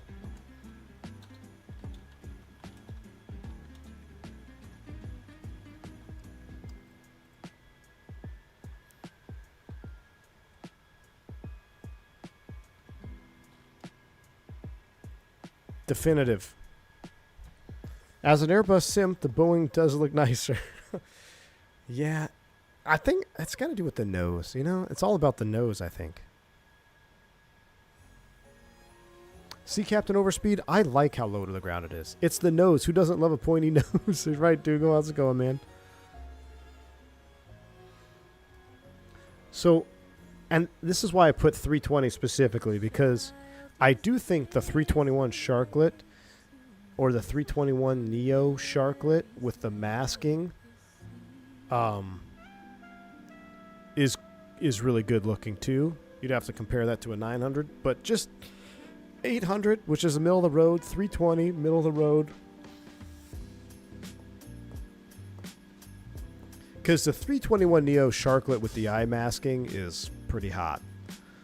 It's your mini 7.5.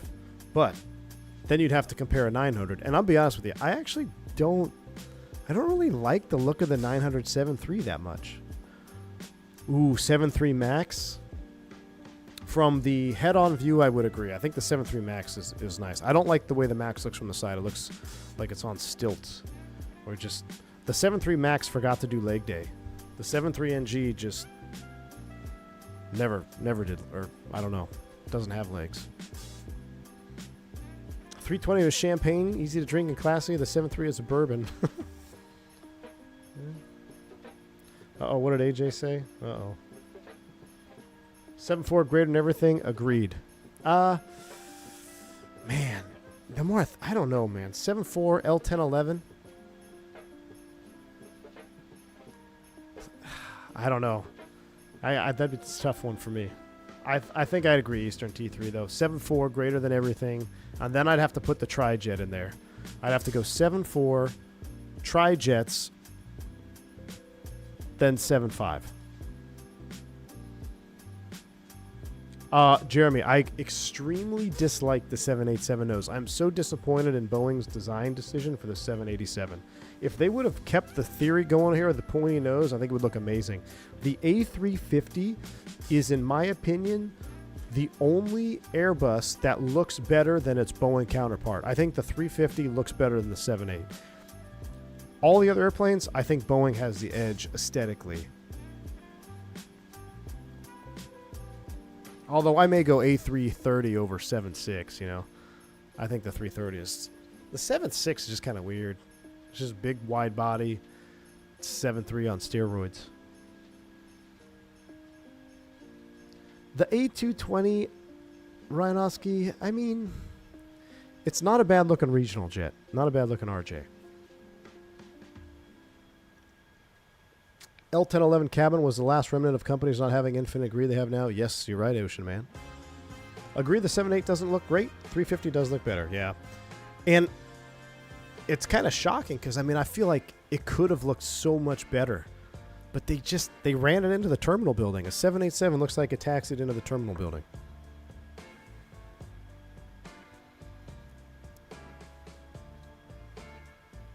Isn't the 777 a 330 competitor? Is it? I guess you could say that. I thought the 777... Well, the 777, I think technically, Bill's mind, the 777 is what killed the 340. But the 7.6 and 330 kind of in there. I don't know. Either way, yeah, the 777... I take a lot of flack for this. I know the 777 is great and all. It doesn't do it for me. I think it looks better than the 7.8, but a 777, I don't know. I'd rather look at a 7.5 or a 350. Which is uglier, the Beluga or the Dreamlifter? Beluga. Dreamlifter just looks somewhat like an airplane. Beluga is so weird, man.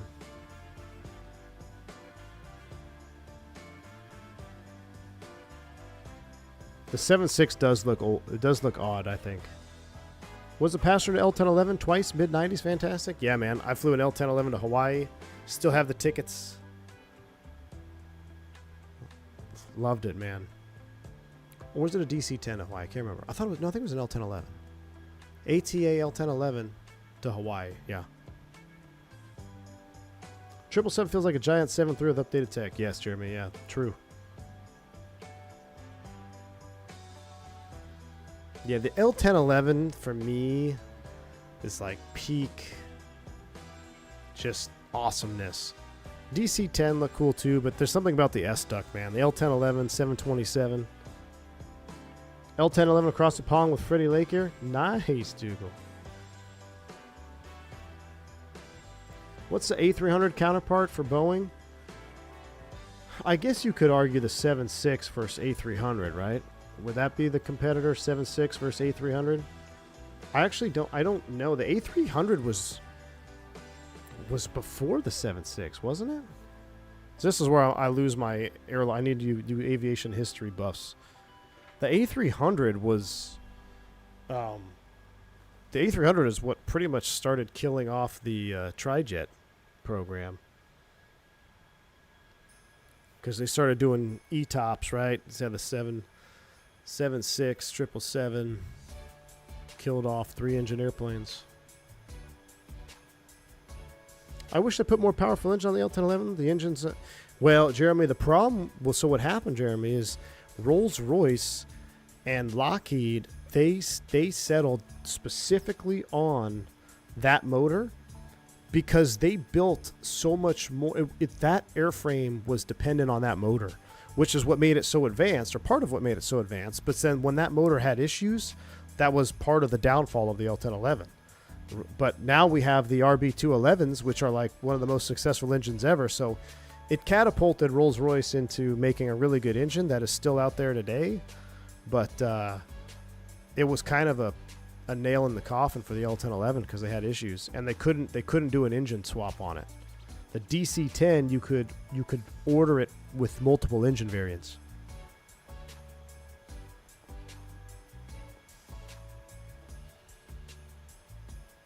My issue with the L10 is the tail looks like a cat that got its tail chopped off.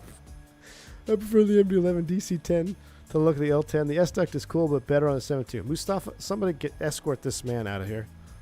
It's just erroneous. Erroneous. I'm a dog person anyway.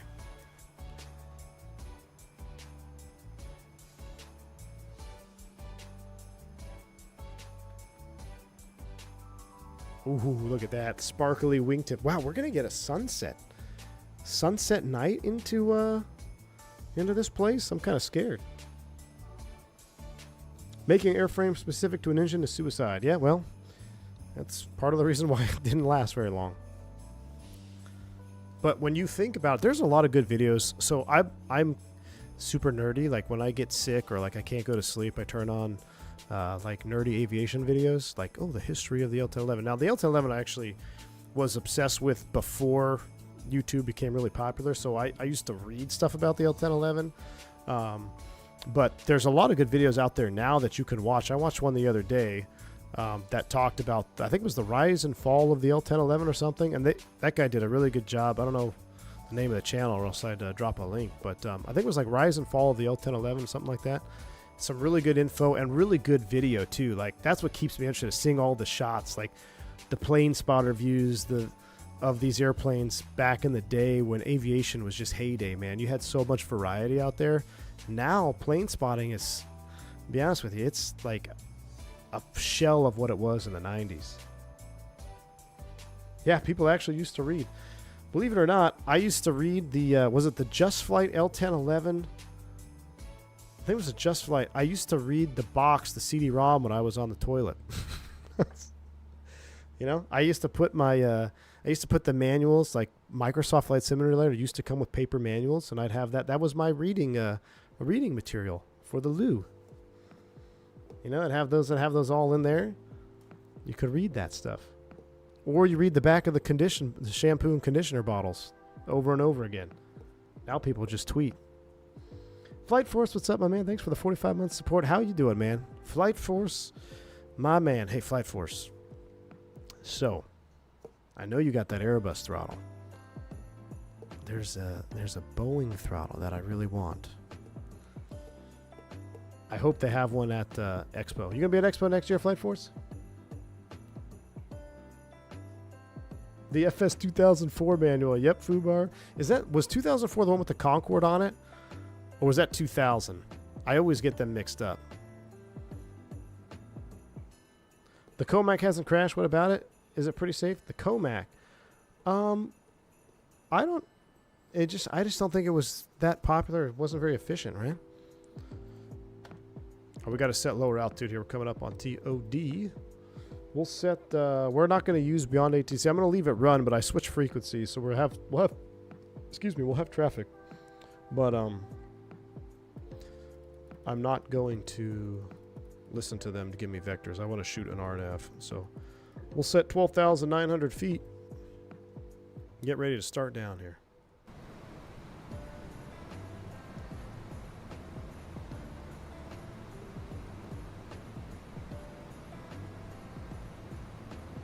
Oh, the level D. You know what, thrust set?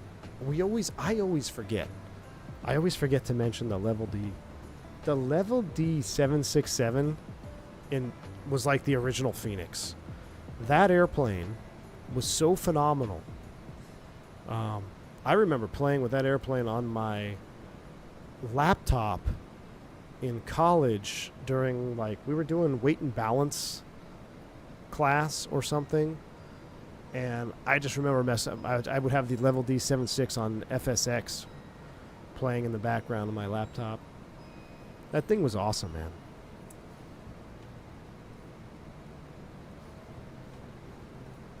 $2D panels, man. I loved it. It's crazy. I couldn't. Oh, people are like, oh, virtual cockpit. I was like, ew, I don't like this. Give me my 2D panels. 2D panels, your pop-out overhead. I miss 2D panels, man.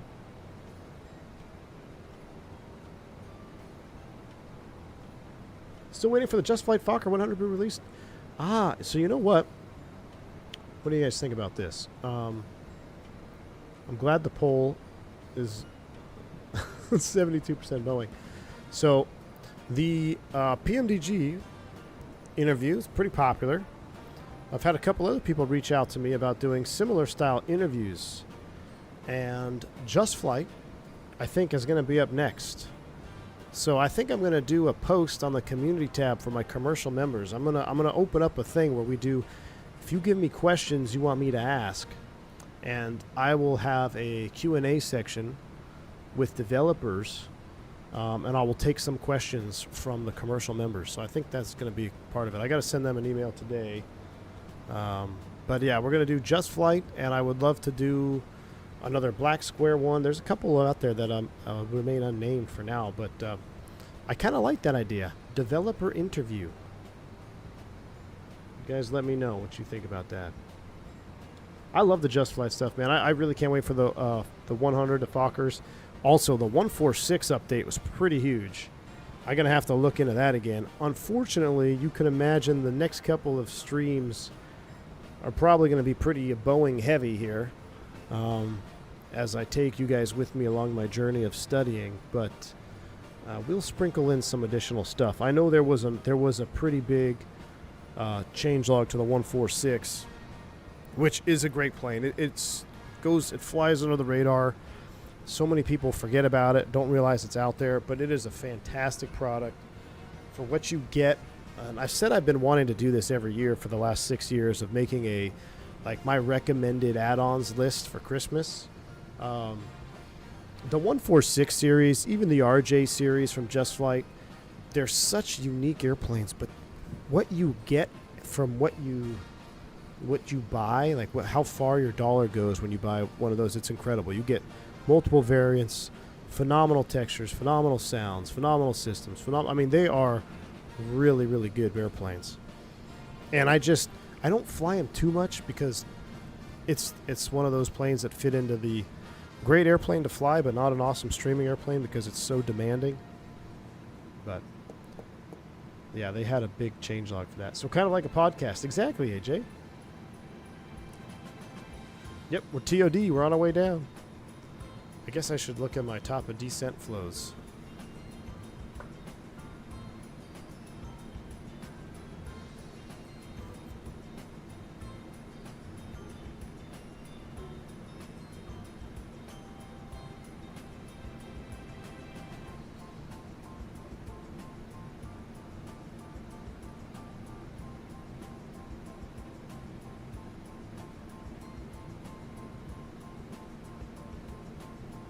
Descent flow.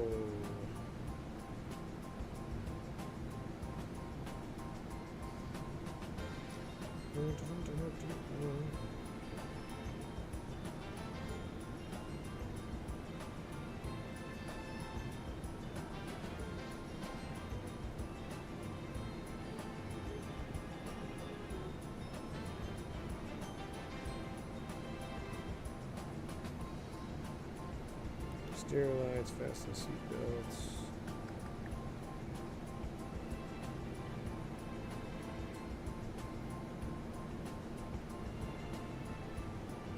Right.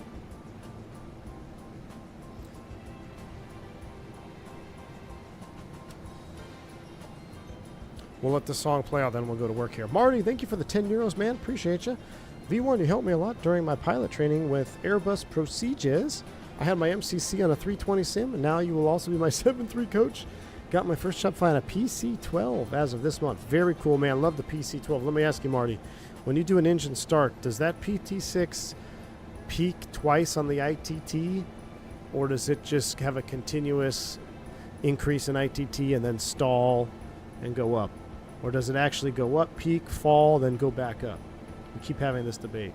But thank you for the 10 euros, man. Really appreciate you. Congrats on getting the PC-12 flying job. That's really cool.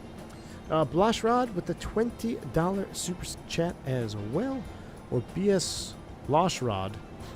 I did my annual jump seat in the Jackson Hole as a dispatcher. The ceilings were lower than Tetons, or lower than the Teton peaks. Still beautiful, though. It was 82 in DFW and 19 degrees when we got there. Good luck with the new job. Hey, very cool, man. Thank you so much for the $20 super chat. I have to do some jump seat flights as well for part of training, so I'd like to catch one up to Jackson Hole. That'd be cool. But thank you so much, man, for the $20 super chat. Appreciate you.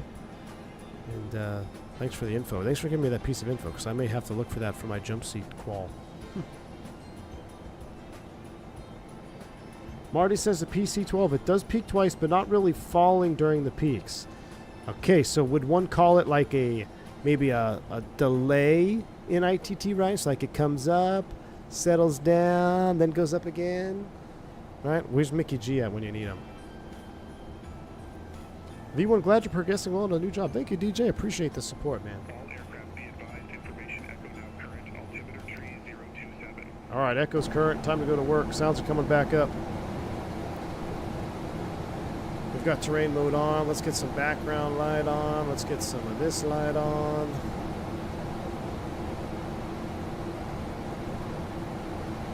Panel juice lights on. Everything looks good. All right, down we go.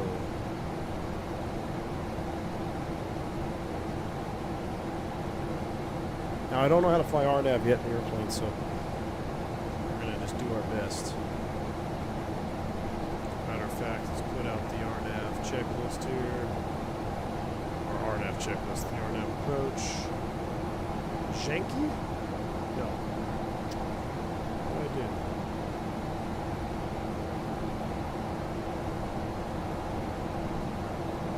RNAV X-ray.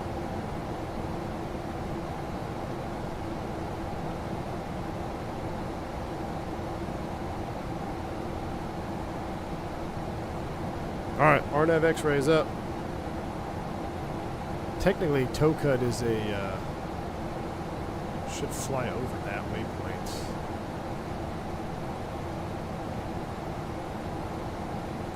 Jackson Hole is 6,700 or 6,500. That's set, so at 16.5, that'll be our 10,000 footer. Am I a real-world pilot? Allegedly. We don't really get Boeing aircraft up here at Jackson Hole. Mostly United 319 Delta 75 and some E-jets from SkyWest. Oh, really? That's a bummer. Do a transcon jump seat. No, thank you. I gotta find the shortest 737 route if possible. Look at that down there. Oh my gosh, I love flying to Jackson Hole. Maybe we should fly out of Jackson Hole tomorrow. Maybe we should do... How long is it to Dallas? We should take the American One World 7.3 because they have that livery in the op center. Looks pretty good. Jackson Hole, Dallas. Which, when we went on vacation a couple months ago, and we flew back to Dallas with my family and I from San Jose. We were on the 737 One World from American, so I got a picture of it with my son there looking out the window. Cool to fly that livery. Ooh, Denver to Eagle? We got to fly out of here. We haven't done... We've flown in here. This will be our second time flying in. It's amazing. I love it. But we should do a departure out of here. We got to figure out where to go from here. Yeah, the Dallas scenery is not great, AJ. You're right. Or we could do a sunset. What if we do a sunset departure? Real-time sunset. Is there any new green dots out we can watch? Ooh, that's 3 hours? Yeah, I don't know if I want to do that. What about to Chicago? We haven't done Chicago in forever. Jackson Hole, Chicago? Andrew P., the latest I can tell you is soon. And if it makes a difference, when I first got the airplane, we're getting higher than a man full of hippies here. When I first got the airplane, they were pumping out quite a few updates.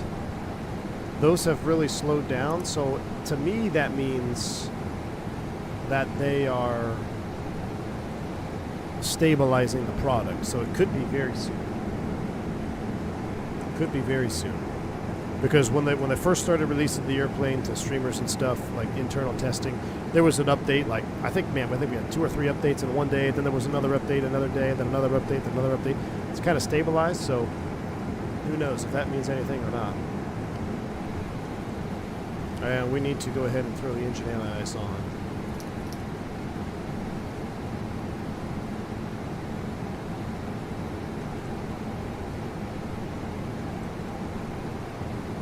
Alright, making the turn toe cut inbound.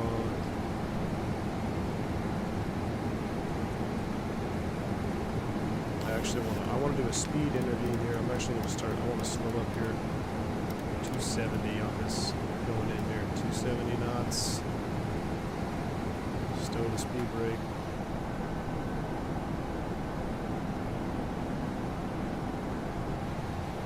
Oh, wing light should be on too. Oh, I never shut off the wing light. Oops. TAT is right here. Captain overspeed. Right there on the MFD.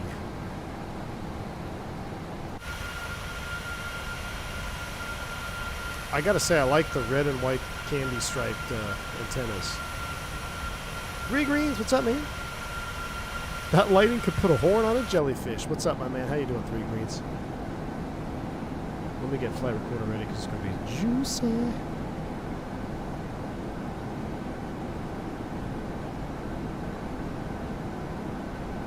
Flight recorder. Man, snow is awesome. Snow and blue hour in this sim. Descent checklist, altimeters 2909 set. Approach preparation completed. Pressurization checked. Terrain display selected. Lights are set. Approach checklist, descent checklist completed. Ooh, that's going to be a hard one to get rid of. Descent checklist. Descent checklist.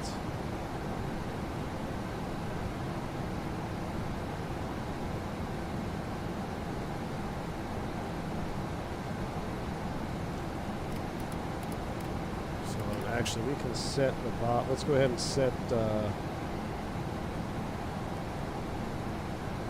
Premo at 8. Set Premo 8000.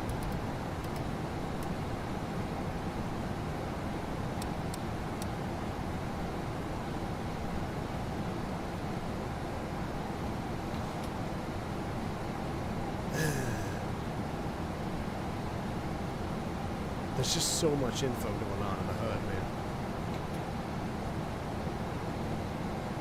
What about the feeler gauge hanging off the bottom of your wingtip for those spicy crosswind landings? Oh yeah, you like that? Alright, we gotta slow it all the way up now. Come back 210.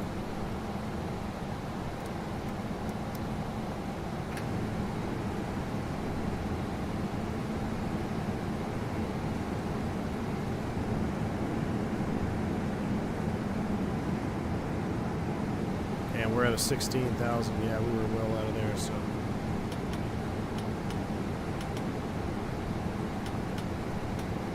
wish they could make those clean spots a little better for that light.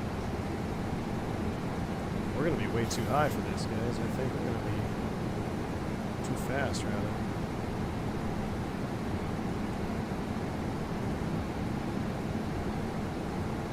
All right, 250. Flaps 5 or 250.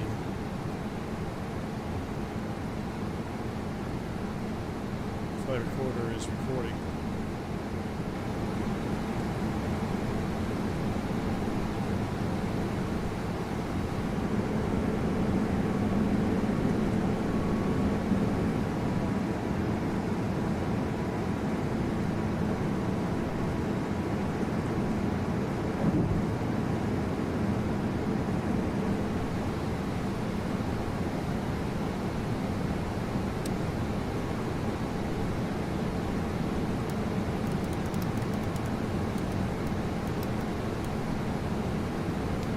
Wing FMC.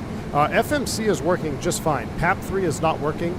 I'm assuming that's because Wing needs to do an update, micropane. Yeah, my PAP3 autopilot panel not working. Really unfortunate. That's so fun to use. But the plane's not out yet, so it kind of makes sense. But yeah, the FMC, I can tell you, I'm using it right now. It's working flawlessly. Unless I'm doing something wrong, I don't know why I can't get my PAP3 to work. But I'm pretty sure it's because they got to release an update. Maybe they changed LVARs or something, you know.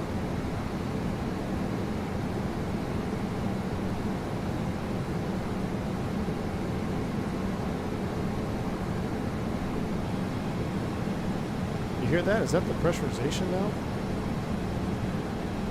The outflow valve? That.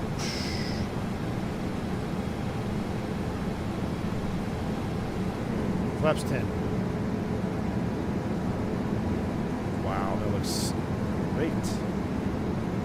I've never been to Jackson Hole. I should go up here.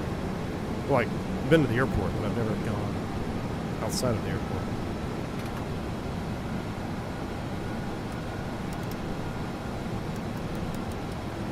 170 knots for spacing.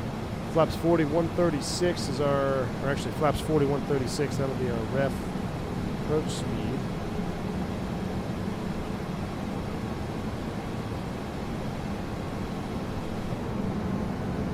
It's not a cheap place to hang out? I wouldn't think so. Man, X-Plane could never. Look at the Blue Hour. Blue Hour in the sim is a whole nother level. It's the richest town in the whole state? Really, Phoenix guy? What's the rule for flaps and speed brakes in the 7.3? DJ, when I figure it out, I'll let you know, man. Like I said, you're going to come along with me on this journey. I haven't got that far yet. We're still working on the origination flow. I forgot the complete takeoff before takeoff checklist, too.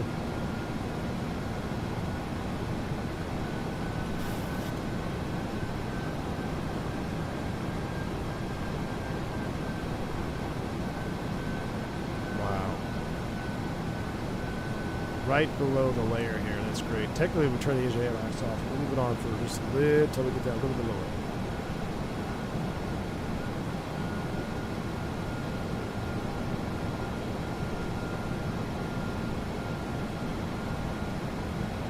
Runway's in sight.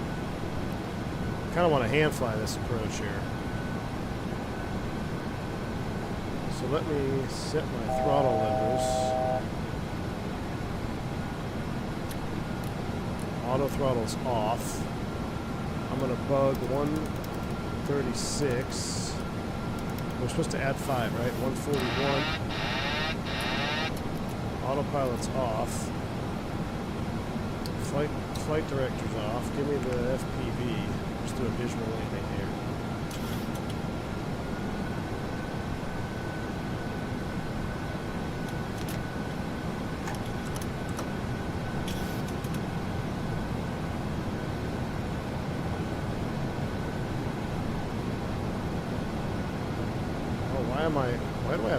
Oh, I'm in approach jail.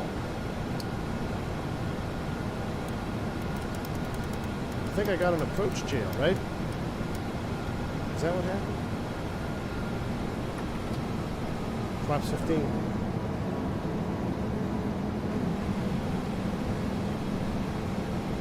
Yeah, this, I like my profile way better, Team Vodka.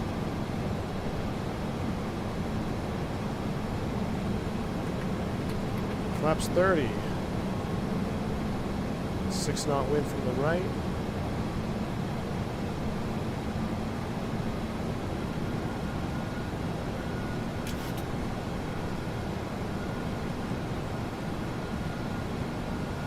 All right, flaps 40 coming in. Spoilers, arm, green light, landing check before landing, approach briefing. Oh my gosh, I can't read and look down. Approach brief complete, seatbelts, PA recall, auto brakes, HUD, radios, CD rings, gear flaps. Okay, I have to look down to my left to see my checklist. I'm also slow again here.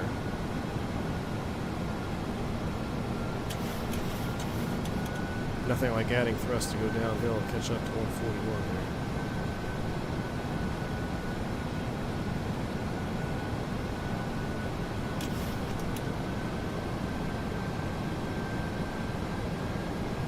Oh, she seems happier at 136. 500.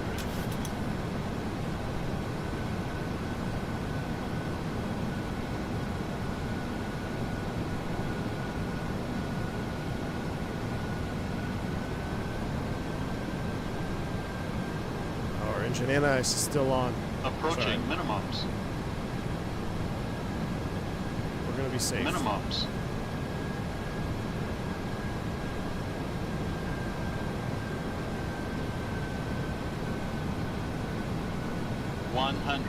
No Airbus flare. 50, 30, 20, 10. Oh no, that's a mandatory go around.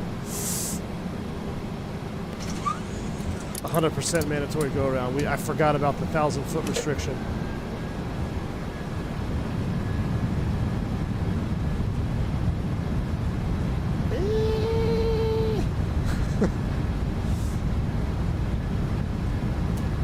And my sound panel fell down on touchdown.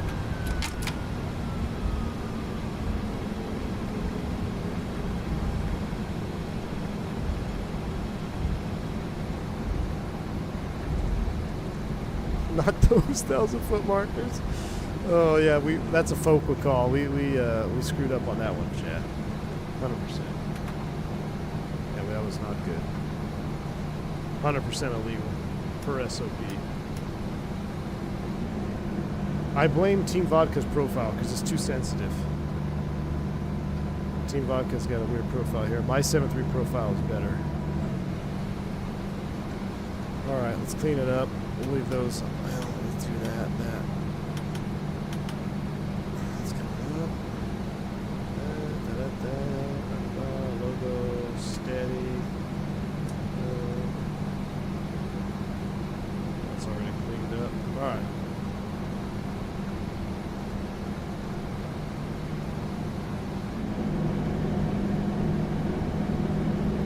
Is that legal for the, yeah, too far down the runway. Per SOP, it's got to be 1,000 feet. 1,000 feet. We landed at the end of the touch. We were still in the touchdown zone, but we were way too long. Yet again. I don't know. I feel like that 141 speed was way too hot. I think 136 would have been the way to go.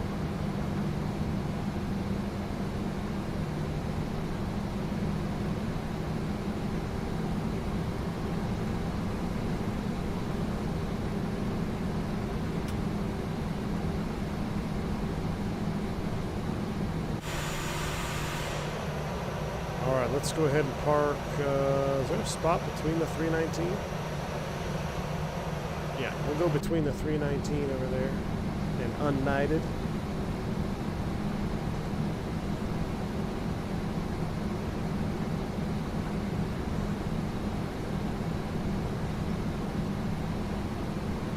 Spot 7.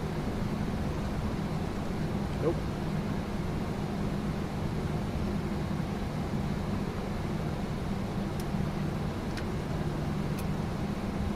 Spot 9. Clear right. I'm going to have to start saying that. Or clear right, Cap. Oh no, spot 6.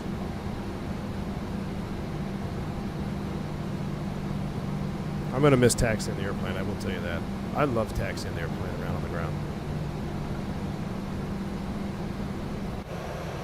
I'm using the Brunner CLS force feedback, CLS-E Mark II, I believe. Force feedback yoke. And I do not like to about the 737 profile. We're going to work on it. I have one that's way better.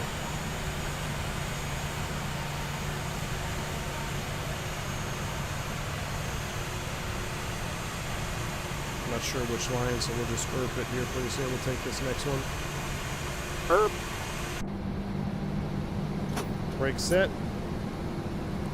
And we're not going to shut them down. Let's just watch the replay. It's 5:30. And we'll just go into replay mode right now. So let me stop the recording. That guy land. There was somebody on final. I kind of want to see what this aircraft is over here on final. Is he way out there, though? Let's see what this airplane is. Hey, Jay, thanks for the $3 super chat. And so it begins the new chapter, new landing excuses. Listen, if the profile is not right, it's a valid excuse. What is this? Is that a little RJ? Let's see. Are they going around? The guy looks high up there. Let's see what this is. 1,000-footers are way up there. Yeah, we should have touched down over here. We landed at the very end of the touchdown zone. I can't tell what this is. Oh, it's a Citation jet. Oh, he smashed it. Absolutely smashed it, but put it down on the markers and then disappeared. So we landed right here. I'm going to leave my camera right here for now. We'll unhook you. Let's go back into replay mode.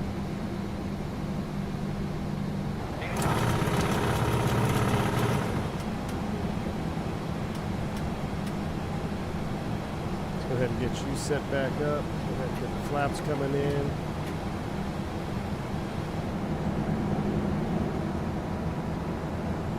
Let's wind the sim time back until... Oh, flashbang.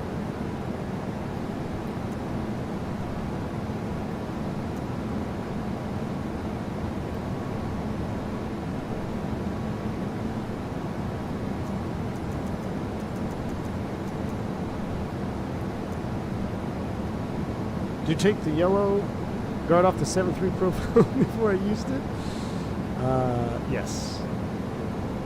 You'll see what I'm talking about, Vodka. It really is a testament to the airplane and how it flies in 2024. It is different. Like, it's definitely noticeable how different it is in a good way. So you'll see soon enough when you make the transition to 24. The problem with 2020 is you didn't have as many like parameters to change, I feel like. So now it takes advantage of more resolution in 2024 across the board. That's why it's the best sim.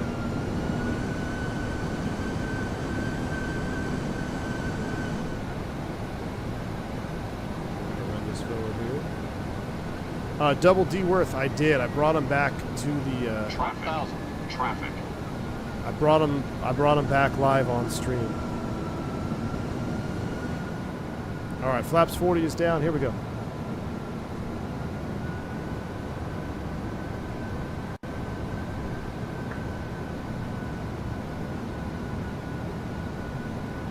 Yeah, I'm going to keep those windshield wiper blade covers. I'm going to auction them off. Oh, I forgot to check landing rate. Oh my gosh, chat, 147? Look, if you're on the vertical stream, 147. Beautiful. Absolutely beautiful. 147 foot per minute landing. Better than yesterday.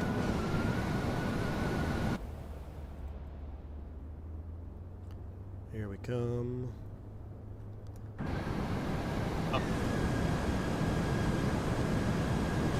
I'm still connected to Aveo Premium. Yeah, that's all right. I like the traffic.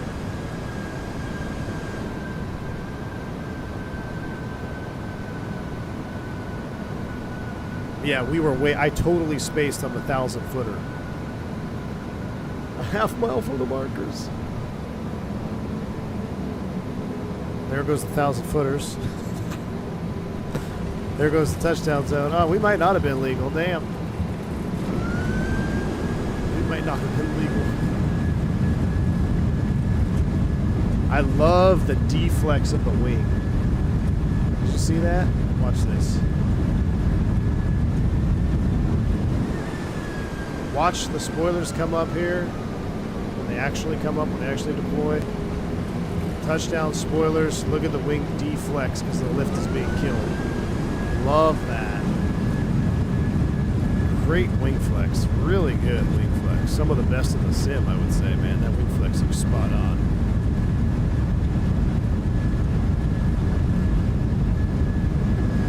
Now let's see if we were actually illegal. We legit might have been illegal on this here. I'm gonna brighten it up just a hair.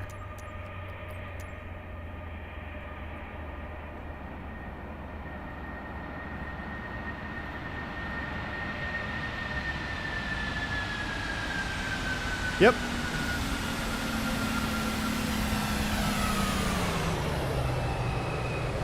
Oof. 100% illegal.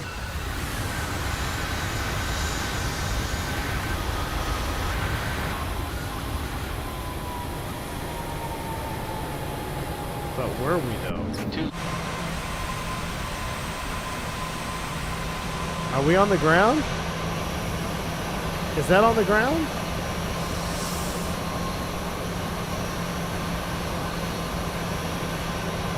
Oh. Well, the tail is in the touchdown zone. Hold on.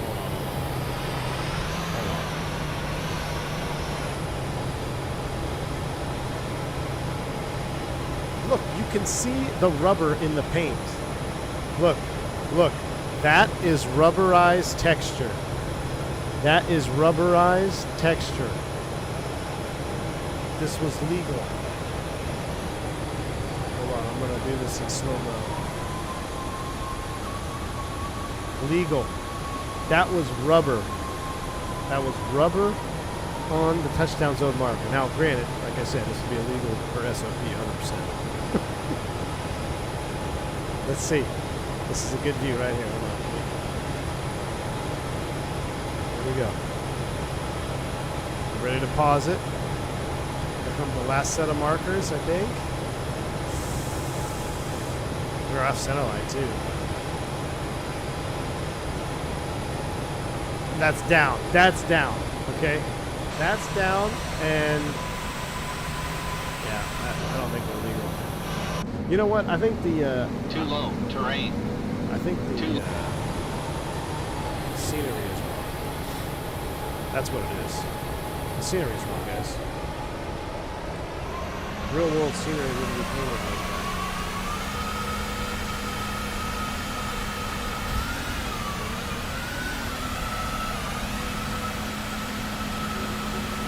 Either way, I'm done. I'm gonna get out of here before the comments get too crazy. All right. Mickey G, what's up, man? Yeah, you didn't miss anything. 100% legal, everything was good. Cat Team Vodka, thank you for the 61-month support. After further review, the wheel was in the touchdown zone, kinda, allegedly. Listen, the stream never happened. You never saw me, so I'm not even typed on the airplane, so I don't know what you guys are talking about. It's just, oh, we're still at 0.25 time. But yeah, I think 100% was a scenery error. It wasn't me. I'm going to get out of here. I'm going to head home. I'm still in my business casual from training, so I'm going to go home. I'm going to do some stuff tomorrow afternoon, but tomorrow evening I plan to stream. We'll probably be... I really want to fly the One World livery, the American One World livery, because that's one I don't think I've ever flown on stream before. So we'll have to come up with a good route for that one. Tomorrow evening-ish, maybe 4 or 5 o'clock, we'll start the stream and then fly into the night. So thank you all for hanging out with me this afternoon. Last minute stream once again. Pretty good though. I like the engine. I like having the engine that's in. This is going to be lot of fun. So, you guys have been awesome. Thank you for the bank angle checks. Thank you for the support. Thank you for hitting the like button. Until the next one, enjoy a plane going into Jackson Hole. Until then, stay safe, stay healthy. I'll be there. See you.